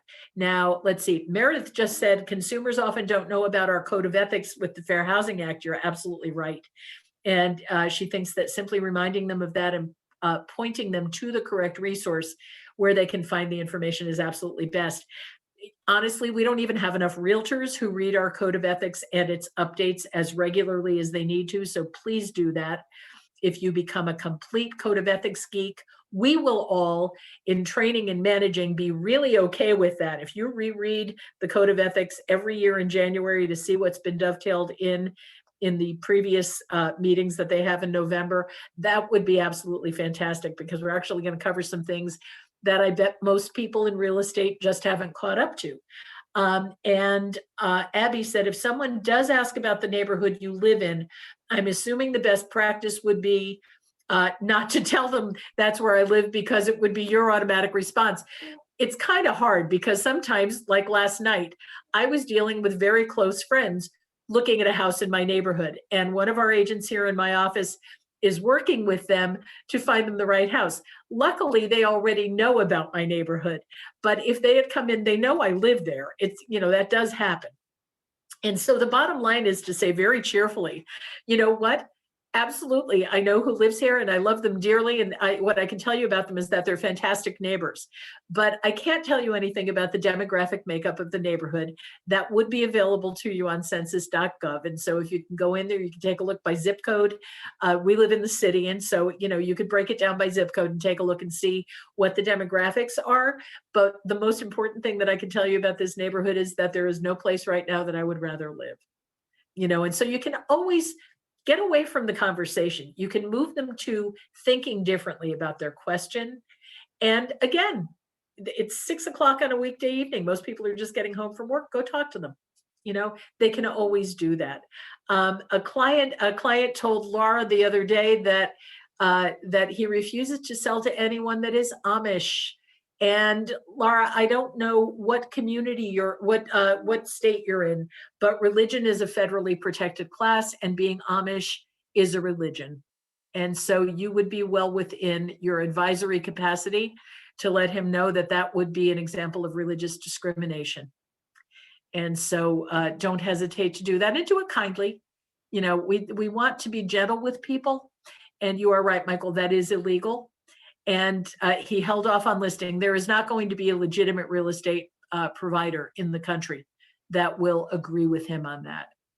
And just remind him that, we show the houses and sell the houses to everybody that has the wherewithal to buy them. And that his best bet is to simply concentrate on the elements of his offer that anyone would be bringing to him, and not worry about someone's faith or anything else about their makeup that falls into the protected classes. Samara said, I think that refusing to sell to the Amish would be considered. Yes, absolutely. And so, and here and Laura, you're in Ohio. Yeah, definitely. It's illegal in every state in the union. It's very interesting, and it changes. There are sects of people, SECT, not SEX, sects of people throughout the country against whom people want to discriminate, and groups that are ethnic, groups that are religious. And Maggie, you have a thought. I have a question for you. Yes. In New York State, we now have to administer a fair housing disclosure to both buyers and sellers when we're starting to work with them. Do you have that in Ohio as well? That is very interesting. It is in our consumer guide to agency relationships. It's in every document that we purvey in our state and in most of our states. And our fair housing language in our listing agreement is in bold letters, and in our sales agreement as well. That is the case throughout Howard Hanna. What you guys are going to discover as our conversation continues today is that we do not mess with this under any circumstances. And this slide really agrees with that. This slide tells you that these things can happen, and you can help people access these resources. Just like you can be the source for all kinds of resources, you can point somebody toward where they can get help for a fair housing violation. And it starts right within our company. So what I'm going to be repeating again with our anecdotes is that you want to never take this on your own. You want to be able to go to your managers first. Your managers are the first line of first resort when it comes to anything that involves fair housing, and they will get in touch with the people at our corporate office and in your local states that will be able to help with that situation. So do not take this on alone. As they say in the airplane, put the oxygen mask over your own mouth first before you can help anybody else. Study this information on this page, and you're going to have access to all of these slides. And so you need to know what your resources are, and you need to know it within your own communities. So moving ahead, because I can talk about this stuff forever, and I often do, the activities that are covered under fair housing, again, you already know this: selling, renting, selling housing and lots, providing real estate brokerage services, performing appraisals, providing financing, also covered under fair housing. It is advertising houses for sale or rent. Illegal to perform any of the following acts if they're based on discriminatory factors. You can't refuse to sell or rent a house to someone. That applies to you, and it applies to your sellers. Again, can't refuse to sell to the Amish. You can't offer different terms, conditions, or privileges when selling or renting a house. You can't change the interest rate on a loan because of a person's protected class status. You can't indicate a preference or limitation when you're advertising the home for sale or rent. Where people run into difficulty with that is in communities where there is a religious institution. And if, for example, the Orthodox Jewish religion requires that people walk to services and can't operate motor vehicles on certain holy days, you can't say within walking distance to a temple or Jesu Catholic Church. People may want to walk. They don't need to know that that is something that's available to them. They need to discover that on their own and through different resources. You can't coerce, threaten, or intimidate or interfere with a person's fair housing rights. And it's something that we want all of you to remember. You can't separate yourself from your license. You have your license all the time. I had my license last night when I separated my work attire and my PIN and was wearing running clothes when I met our agent and the couple she was showing to show them houses in our neighborhood. But you can't separate yourself from having a license. That is 100% of the time. So what we want you all to be able to do is to start your career right this minute with good practices. If you haven't already been out to Office Depot or Staples to choose what kind of filing system you have, do it now. Are you going to separate your files based on a client's name or the address of the property they're buying or selling? Decide that now. Are you going to use legal size folders or letter size? Decide it now. Because what's going to happen is that every single one of you on this PowerPoint today are going to be getting so busy that if you don't have those good practices established right now at the beginning of your career, you're going to get so busy that you're going to have a paper avalanche and not know what to do with it. So you want to retain all kinds of good records according to your state's requirements. You want to educate the consumers, every single consumer that you come in contact with, about what you can and cannot do. And I don't want to hear any reports of somebody reporting that you jumped back from a question because it pertained to fair housing. You don't have to be shy about this. If your practice is consistent, you can lean in and you can be very, very helpful to people and educate them properly. And if you just practice in your outside voices, saying to them, we want to be sure that we're giving everybody the same fair and equal opportunity. And so I will help you the same as I will help every other client who comes my way. And if you're listing your house, we expect you to obey the commitment that the fair housing laws require. I'm going to review our fair housing expectations here in bold lettering with you.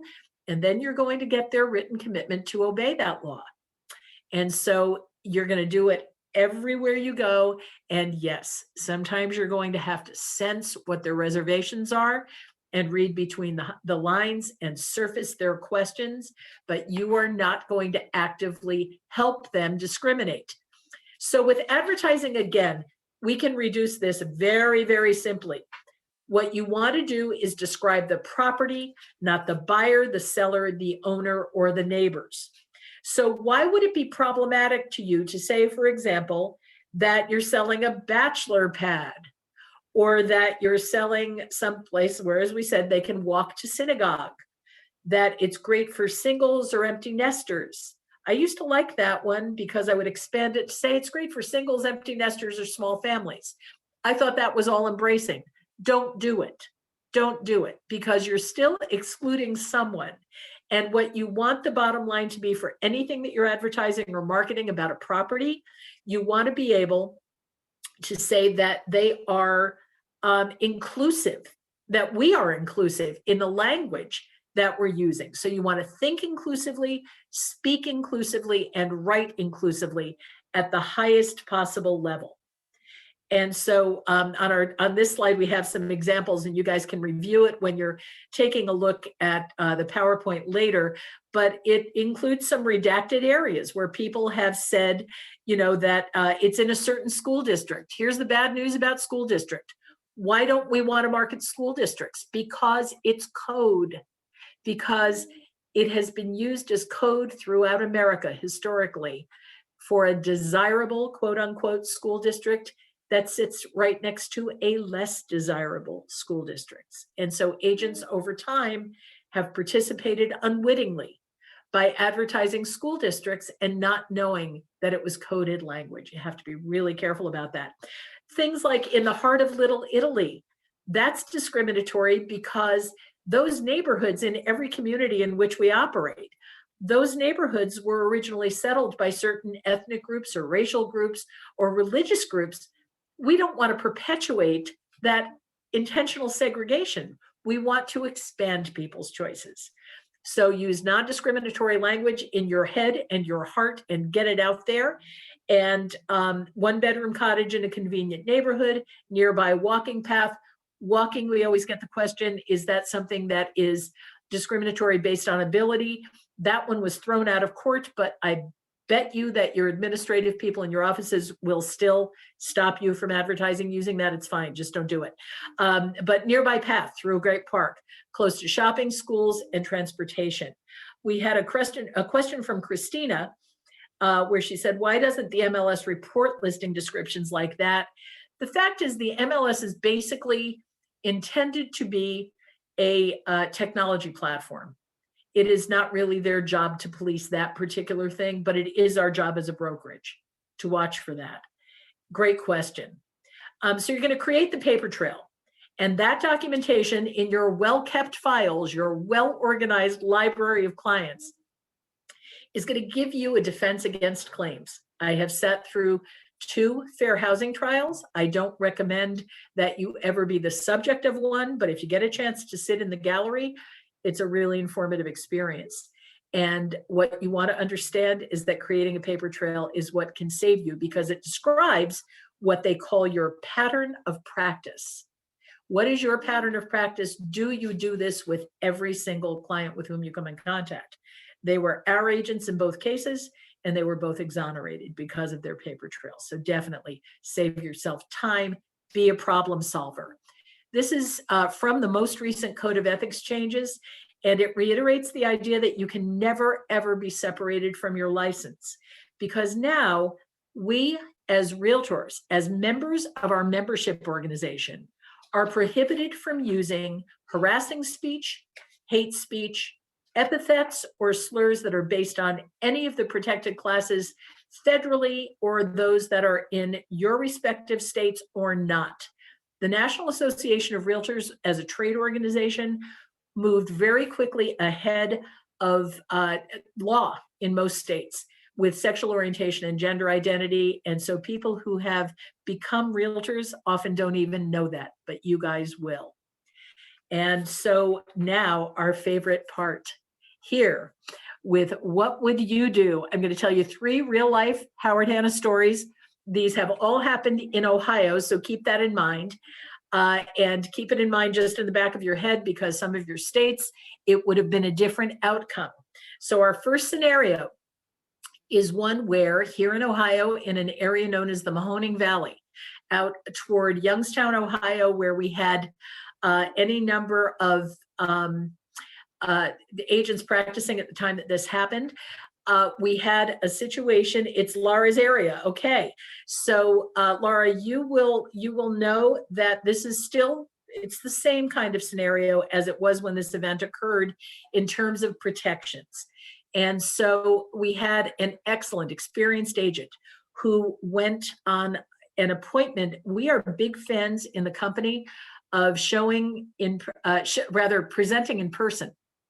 And so the reason that we like presenting in person, and it doesn't happen much, hasn't happened much since 1992 when fax machines came into the industry, and all of a sudden buyers agents who had just gotten the right to represent buyers in most parts of the country abdicated on that representation and started faxing over their offers to the listing agent, somebody who didn't know their client and in most cases didn't represent them. And so the listing agent in this case invited the selling agent to present her offer to Mr. Seller in person. And she went to the house and was sitting at the table with Mr. Seller. Mrs. Seller, for some reason, was not participating in this. She was still in the kitchen. And so she passed out copies of the offer of the purchase agreement to the listing agent and to Mr. Seller, who was at the table. And no sooner did she pass them out than he pushed them back across the table to her and said, "You can take that back where it came from. I'm not selling my house to a couple of dykes." And so, Kate, can we launch our first poll?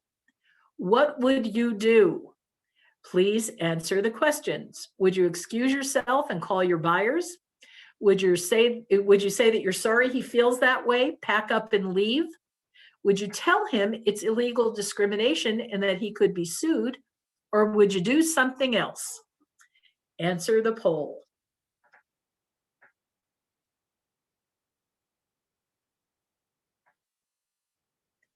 And Kate, you can give us a running commentary on how these are running.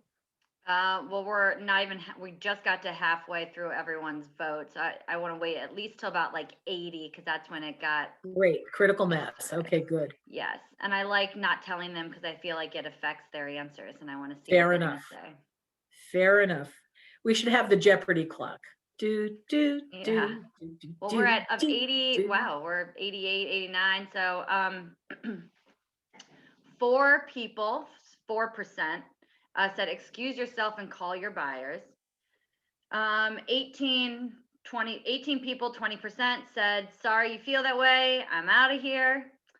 70 people, it keeps changing. 76% said it's illegal discrimination, he could be sued. And 5 people said I'm doing something else. Okay, all right, that's interesting. How many people said something else? 5 people said they would do something else. I'm about to Okay. close it, but we're waiting on like 26 people. Okay, Oh, all there's right. one. Okay, anything else? That's very interesting. Okay. Oh, there we go. All right. So that's interesting. So if the 76% of people were in New York State or Virginia, they would be correct. If they are not in New York and Virginia, it is not something that would be illegal because in the Mahoning Valley, then and now, this was a number of years ago, it is not illegal to discriminate based on sexual orientation. So let's go through the answers one at a time. Excuse yourself and call your buyers. Let me remind all of you, you are your buyer's representative to stand in their stead when the going gets tough. This is where the going got tough. And so you don't want their opinion on this one. You don't want your buyer's opinion. That's not going to really do anything for you except be hurtful, and so you don't go back to your buyers. Number 2, you don't get up and leave because again, it's your job to stand in the buyer's stead. You don't want to leave. You don't want to abandon your post. And it's not illegal. And it's definitely not. It's not illegal in Ohio. It's not illegal in anything except 29 cities was my last count in Ohio, according to the ACLU. And so let's take a look at some of the comments. Matthew said, ideally choice 3, but I chose 4 and find a more tactful, I would find a more tactful way to diffuse the situation and explain the repercussions. Matthew, you're getting to be on the right track on that one. Here's what the agent did in real life, and she was masterful about it. Let me explain that the first response that we had from our agent was that she felt like somebody had hit her in the stomach with a 2x4. The clients in question were friends of hers. They were indeed a lesbian couple. Sometimes we get questions about, well, I could say, well, why do you think that? Well, that's kind of a red herring because it was true. They are a lesbian couple. And so she was very comfortable with that. Obviously, Mr. Seller was not. and said, let's see, Tammy said, I said 1, but would we tell the buyers that the offer was not accepted? No, and the answer is no for this reason. Heather said she's so glad she's in Virginia. Yeah, this year, but prior to last year, Virginia didn't even have this protection. But I am glad for you, Heather, that because in answer to Tammy's question, we're not finished. And so what our agent did, and I think that having experienced this for the first time as an experienced agent probably served her well, because she said that the first thing that she noticed was that the listing agent had turned into Bambi in the headlights. She was not going to get any help from the listing agent. And again, thank goodness she was presenting in person, because had she not been there, the offer would not have been accepted. The offer would have been turned down flat with no explanation. And so what our agent did was to sit back and take a breath. And that is my recommendation to every one of you. When you get hit with something that feels discriminatory, chances are good that it is discriminatory, and you do not have to react. You do have to respond. And so what you want to do is to be able to lay back a little bit. And her answer was my favorite phrase. She said, "It's interesting that you feel that way, Mr. Seller." And it is the best response you can have when you don't know what else to say. Claire just said, "I guess I don't understand why somebody would care that much about who buys the house." Me either, Claire, honestly.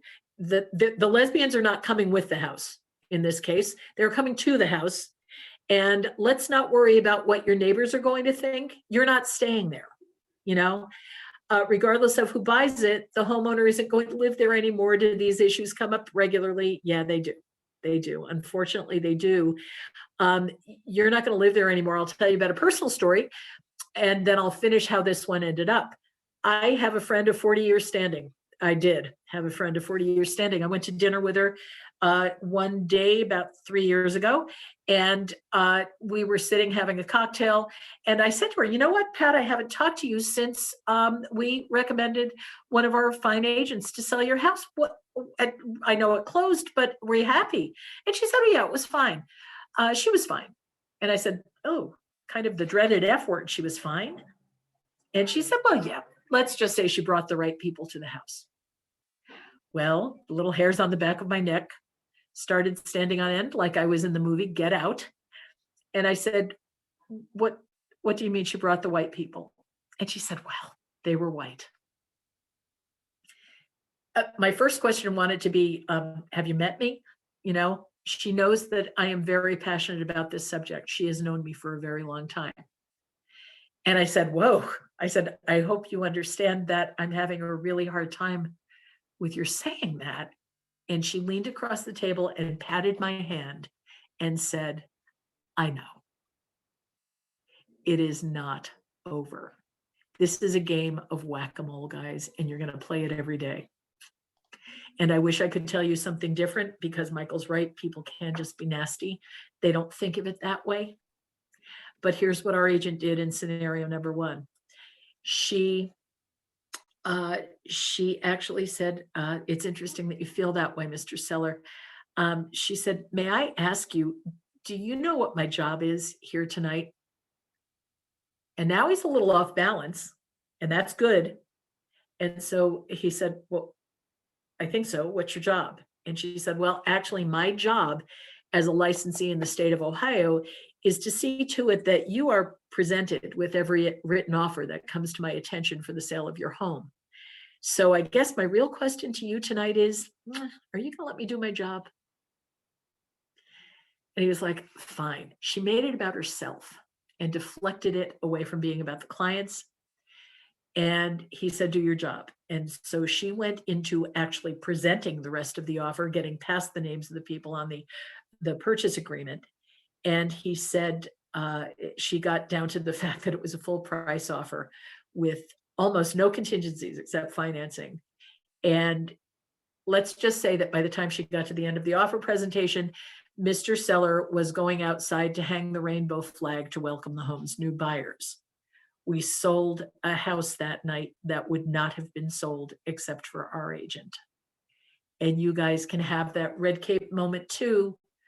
but you have to not abdicate from your responsibility of protecting your buyers and watching out for their interests in every way.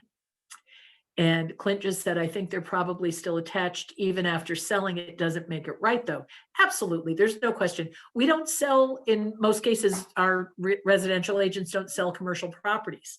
So we sell houses that people are very attached to. They care about their neighbors. They care about who's going to be playing on their kids' swing set. They care about that. That's why we have to be really careful about those buyer letters that John Deegan, our corporate attorney, wants everybody to abandon. And so, it was pretty brilliant, and it was on the fly.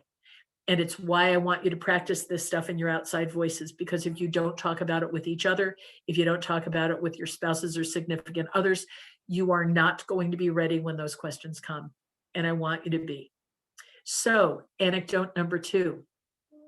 On the west side of Cleveland, where we have the houses are kind of separated by the kind of fences, you know, like the popsicle stick fences, like on the TV show Home Improvement, where Wilson, the neighbor, would come along the back fence and walk along and talk to Tim Allen.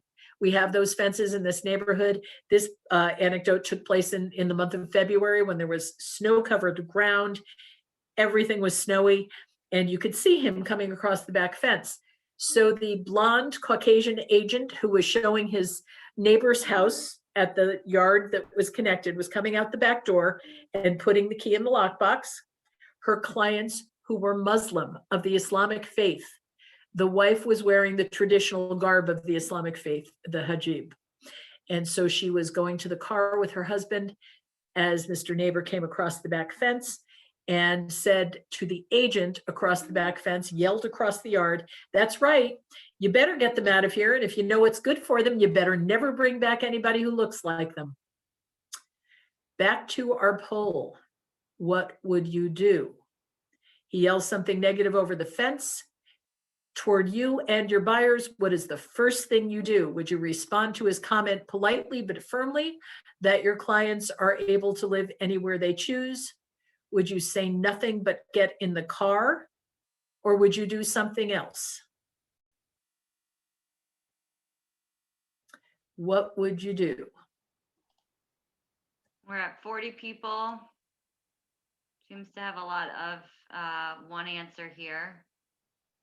57, 60. Oh, it's flying. I will give you responses.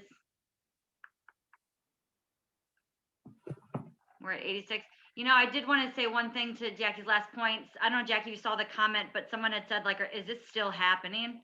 And I know that you had responded to that, but I think, what was it, Jackie? Maybe a year, it was right before COVID, where a mother, I was just at an open house for my mom, and a mother came up to me, and it was a busy open house in the Sussex area of Shaker. And she just what came right up to me. I was sitting at the table. She goes, "There are a lot of Black people that live over here." And that was less than a year ago. So if you think that, I mean, you do have to be prepared.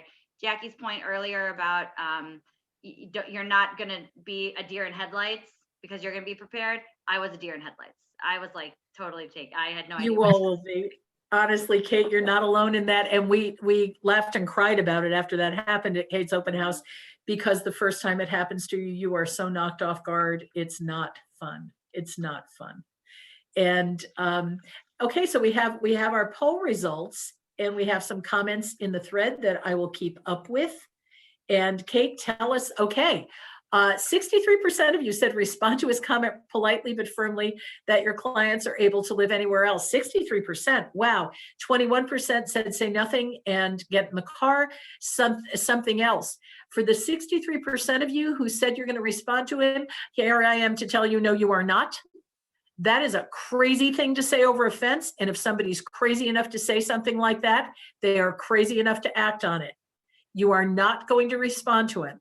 We practically had to get a stranglehold on the agent in question when this happened to not have her drive around the block and throttle this guy, because you are going to be personally offended when this happens to you and your clients.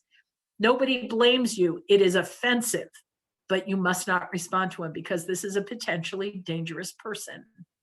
Can't do it. The answer is a combo platter of 2 and 3. You are going to say nothing. You are going to get in the car.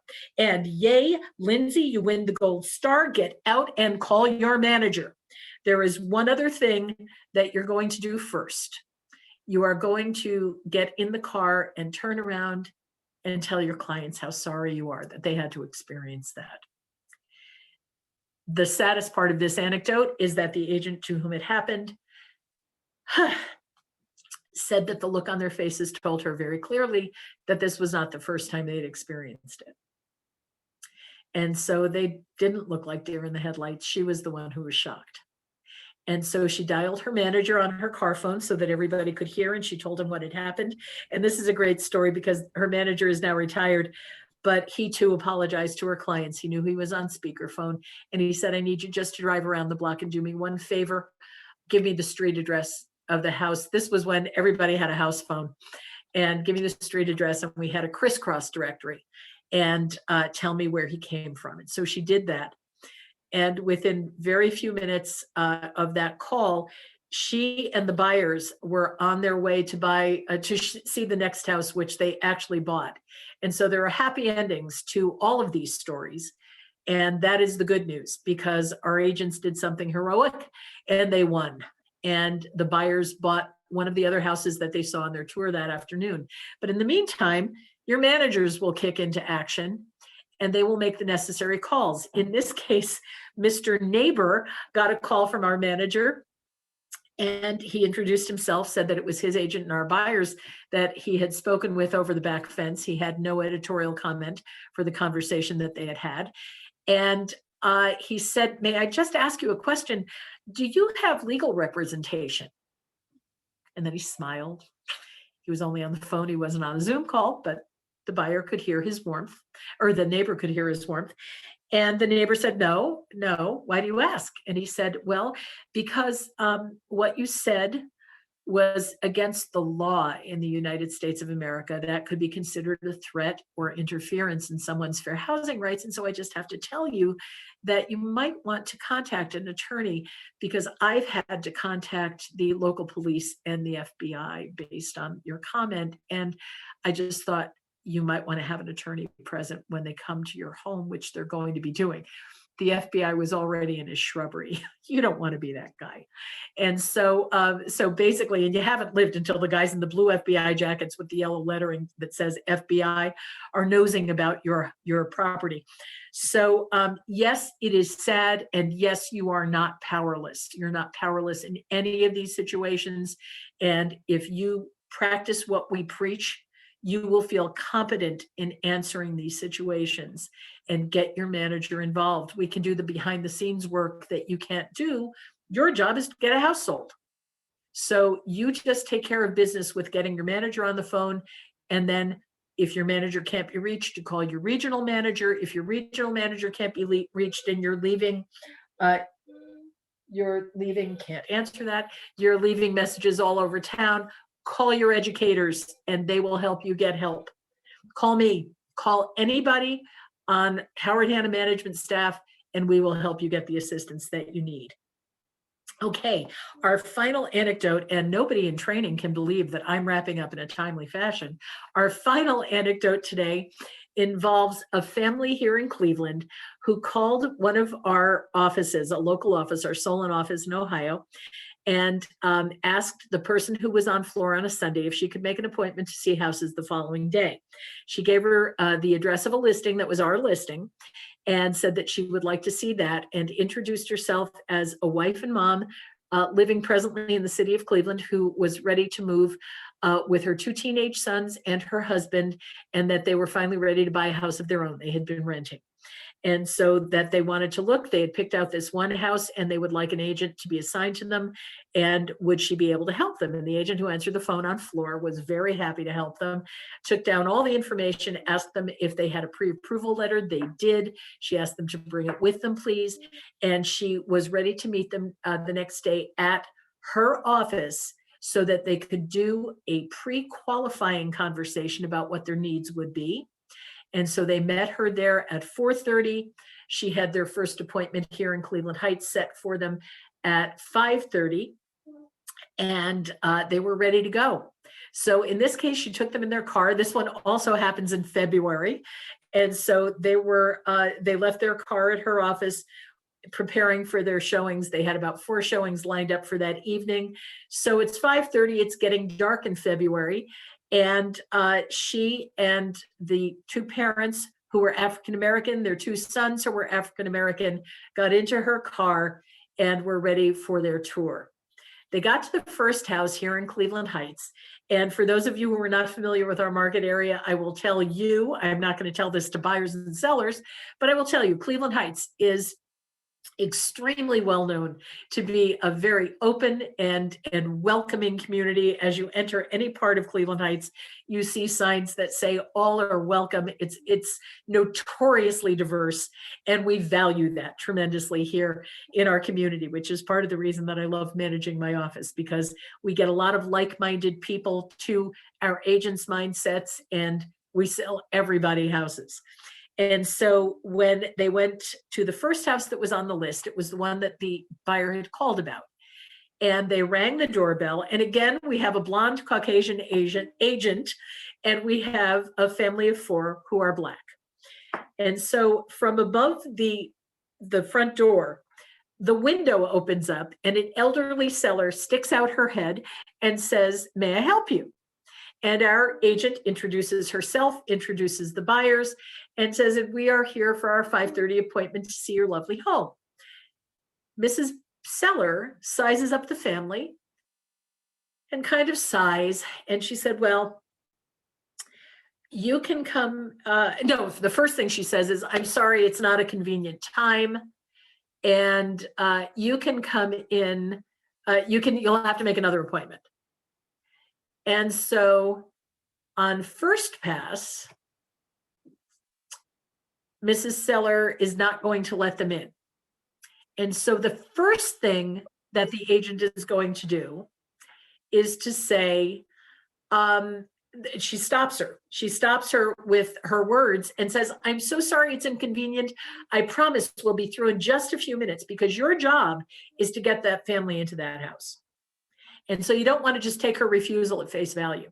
So she said, "I'm so sorry. We're not going to get in the way of your dinner preparations. We do have an appointment." She tried to tell them they were late. They were not late. And the agent knew this. And so this savvy agent tried to stop it. And the seller looked out the window again and said, "Okay, you can come in, but the boys are going to have to stay outside. You can come in and the parents can come in." So let's launch our poll, Kate. What would you do at that point?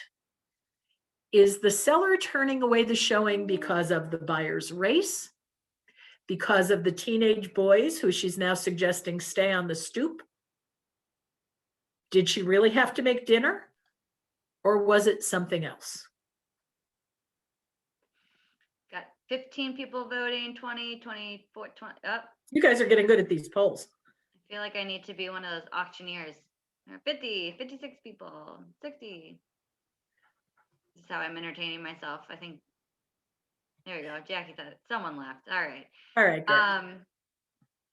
I liked that you were able to read the results and the suspense now, rather than me trying to say where everyone was. I thought that went really well. So I'm going to give it just 30 more seconds, and then I'm going to let you take over, Jackie. I'll launch, or I'll share the results here. Fair enough, Kate. But we've got 2 that are pretty neck and neck. I mean, this is pretty wild. I love Summer's answer, 1-800, where's my broker? Yes, that is the right question. Do not do this alone. Here you go. All right. Okay, so this is an interesting one. 50% of you said it was because of the buyer's race. A close 45% said it was because of the teenage boys. In either case, federally protected classes. And nobody thought she really had to make dinner. Thank you. And 13% of you thought it was something else. For those of you who thought it was something else, would you put that in the chat? What'd you think it was? What did you think it was? Sarah said both race and familial status, good, race and age. Okay. All right. Somebody said I said something else because I think it was a combo platter, combination of race and the teenage boys. And somebody said, let's see, And Vika said it was, I meant to put something else and actually hit other. Both answers. Okay, cool. Good answers, you guys. It was a really interesting one. If you've ever seen the movie, there's a movie, I can't remember the name of it, but there's a movie where somebody describes, sometimes a tennis ball goes over the net and it has a funny bounce. It has a funny bounce and you don't realize where it's going to land and it goes in a different direction. That's exactly what happened here. The funny bounce on this one was that our agent, who again was livid, this is going to really make you mad when it happens to you. It's going to make you sad. It's going to pick at emotions that you didn't even know you had, because we feel very protective of our clients. And when it happens and the clients are right there, it's awful. It's just awful. Our agent was very angry. She too turned, she looked at Mrs. Buyer rather, actually, when the second thing happened and the second refusal to show. And she said, how would you like to proceed? And unfortunately, Mrs. Buyer had had these experiences before. She was a woman of color. Of course she had. And her answer was, thank you, we'll move on. And so taking her family and its dignity back to the car, she declined the showing herself. And Mrs. Seller closed the window and went away. So our agent had the wisdom to call her manager, but now everybody's confused. The listing was out of my office. The buyers are out of the Solon office. The agent called her manager, who called the person who was then the Cleveland Heights manager and said, what's up with this, right? Because everybody's confused. And the Cleveland Heights manager said, I'm really confused because that seller is staying right in the community. She's only moving up the street to an assisted living facility.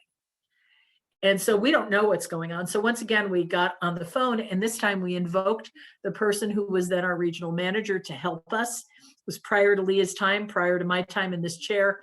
And she found out that indeed, this was something that was unprecedented. But here's the funny bounce. The seller was livid. Our regional manager went to visit the seller, who was infuriated that anybody had ever thought that she had behaved in a discriminatory fashion. She quickly reiterated our manager's impression that she was staying in the community. She wouldn't live anyplace else. She had lived here her whole adult life and she wasn't going anywhere, and wanted to know if we wanted to know the real reason. Here's the real reason she gave us. The real reason is tied to the teenage boys. She said, the real reason I disallowed that showing was because those boys had on big floppy winter coats. I have a lot of expensive statuary in my house, and they were going to come through here like bulls in a china shop and knock my pretties off their pedestals. How's that for something else? The unanticipated answer. So now even our regional manager was perplexed. What do you do with that? So Jackie, we Sean agreed. said it's BS. I just wanted to tell you, someone You wrote in the betcha, chat. Sean. Thank you. It sure is. Because we agreed to keep that listing for another 2 weeks until it happened again. And that's when we gave the listing back. We are not going to corroborate anybody's intent to violate fair housing law. And Michael said, you feel protected of people. You sure do. And it is BS. And your BS sensors are going to go up like lightning when these things happen. And all you need to do is be sure that you're protecting your clients and yourselves. Michael said that was mostly my reasoning for teenage boys. They could be clumsy and break my things. Here's the answer to the dilemma, guys. The answer is that the listing agent needed to have told Mrs. Seller way before that day that those Yadros needed to be put away in storage and taken down so that nobody could hurt it. It's the same thing we tell sellers. You're gonna have people in your house, put the checkbook in the planning desk away. Don't leave prescription drugs in the medicine cabinet that somebody can steal during the open house, treading on Leah's territory. But honestly, we have to be very careful that the house is ready for showing. So this covers both sides, both selling and listing sides. And we need to be seriously careful and protect your buyers, protect their rights. And we can actually use all of these anecdotes, keep them in your heads, gang. Keep them in your heads. And Kate or Wendy, I'm not sure who has control of the PowerPoint, but Fanny had a question. Are there stories of clients not wanting a certain agent? Fanny, I'm sorry to tell you, yes, there are. And those prejudices extend to things people would do coming into an office. We had in our Stowe, Ohio office about 2 years ago, we had a couple from one protected class group come in and tell the agent who was on opportunity time sitting at the front desk, who was from another protected class group, that they wanted to work with an agent. And when she volunteered to work with them, they said, well, not you. How's that one? Still happens. She was horrified and hurt. They had never met her before. They laid eyes on her and decided she wasn't the right agent for them. We did not accept them as buyers. Her manager came out and thanked them and said that that person on floor was the person they would be able to work with today. And it was her opportunity to work with them. And we tried to engage them and to say that, you know, we'd be really happy to help them, but that's the person they were going to work with. We will stand by you. We will stand with your buyers. We will help your sellers. And thank you guys. You're saying so many kind things. As a good question, David, as an agent, is saying nothing considered to be wrong as well? I would rather see you err on the side of saying nothing and telling somebody that you will get them the information that they need. It's not wrong. It's not wrong.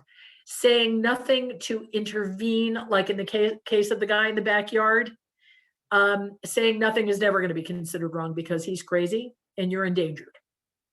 And so you can always get back to people. You can always get them the help they need and send them the source, but you don't need to be on the front line of that alone.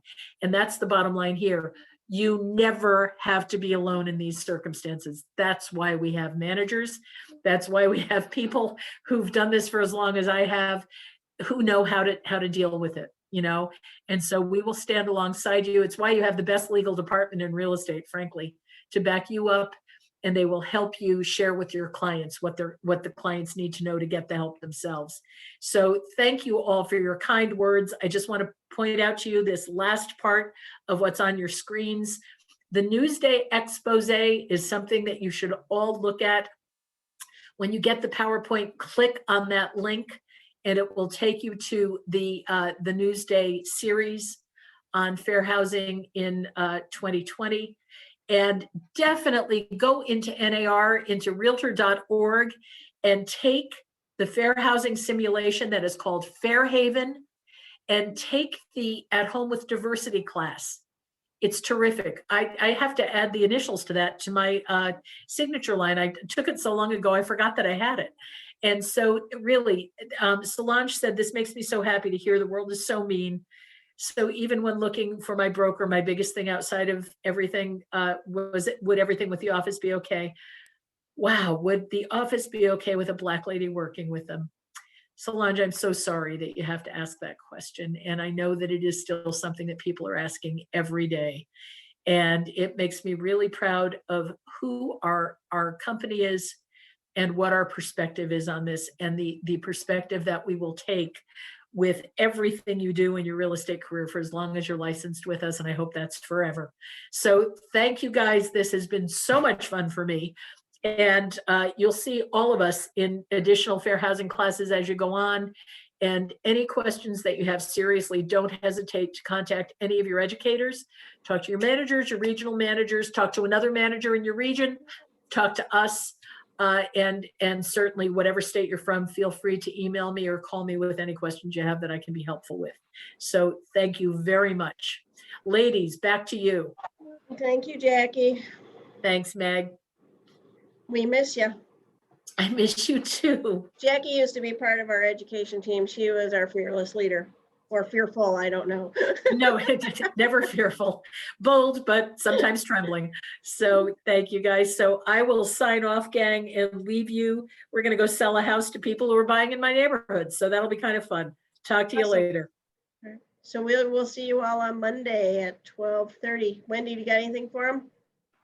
Just be looking to your email for the PDFs of the presentations. Please complete any ebook activities and do spend time watching those two, the video segment from Newsday. And if you're going to do Fairhaven, the fair housing, you can stop it and revisit it, but it does take you at least an hour to get through, and you're going to be surprised at what you learned throughout the process. So be looking for the email. Thanks, everyone. Have a great day, and we'll see you on Monday. Yeah, get out and see some open houses this weekend. Bye, guys.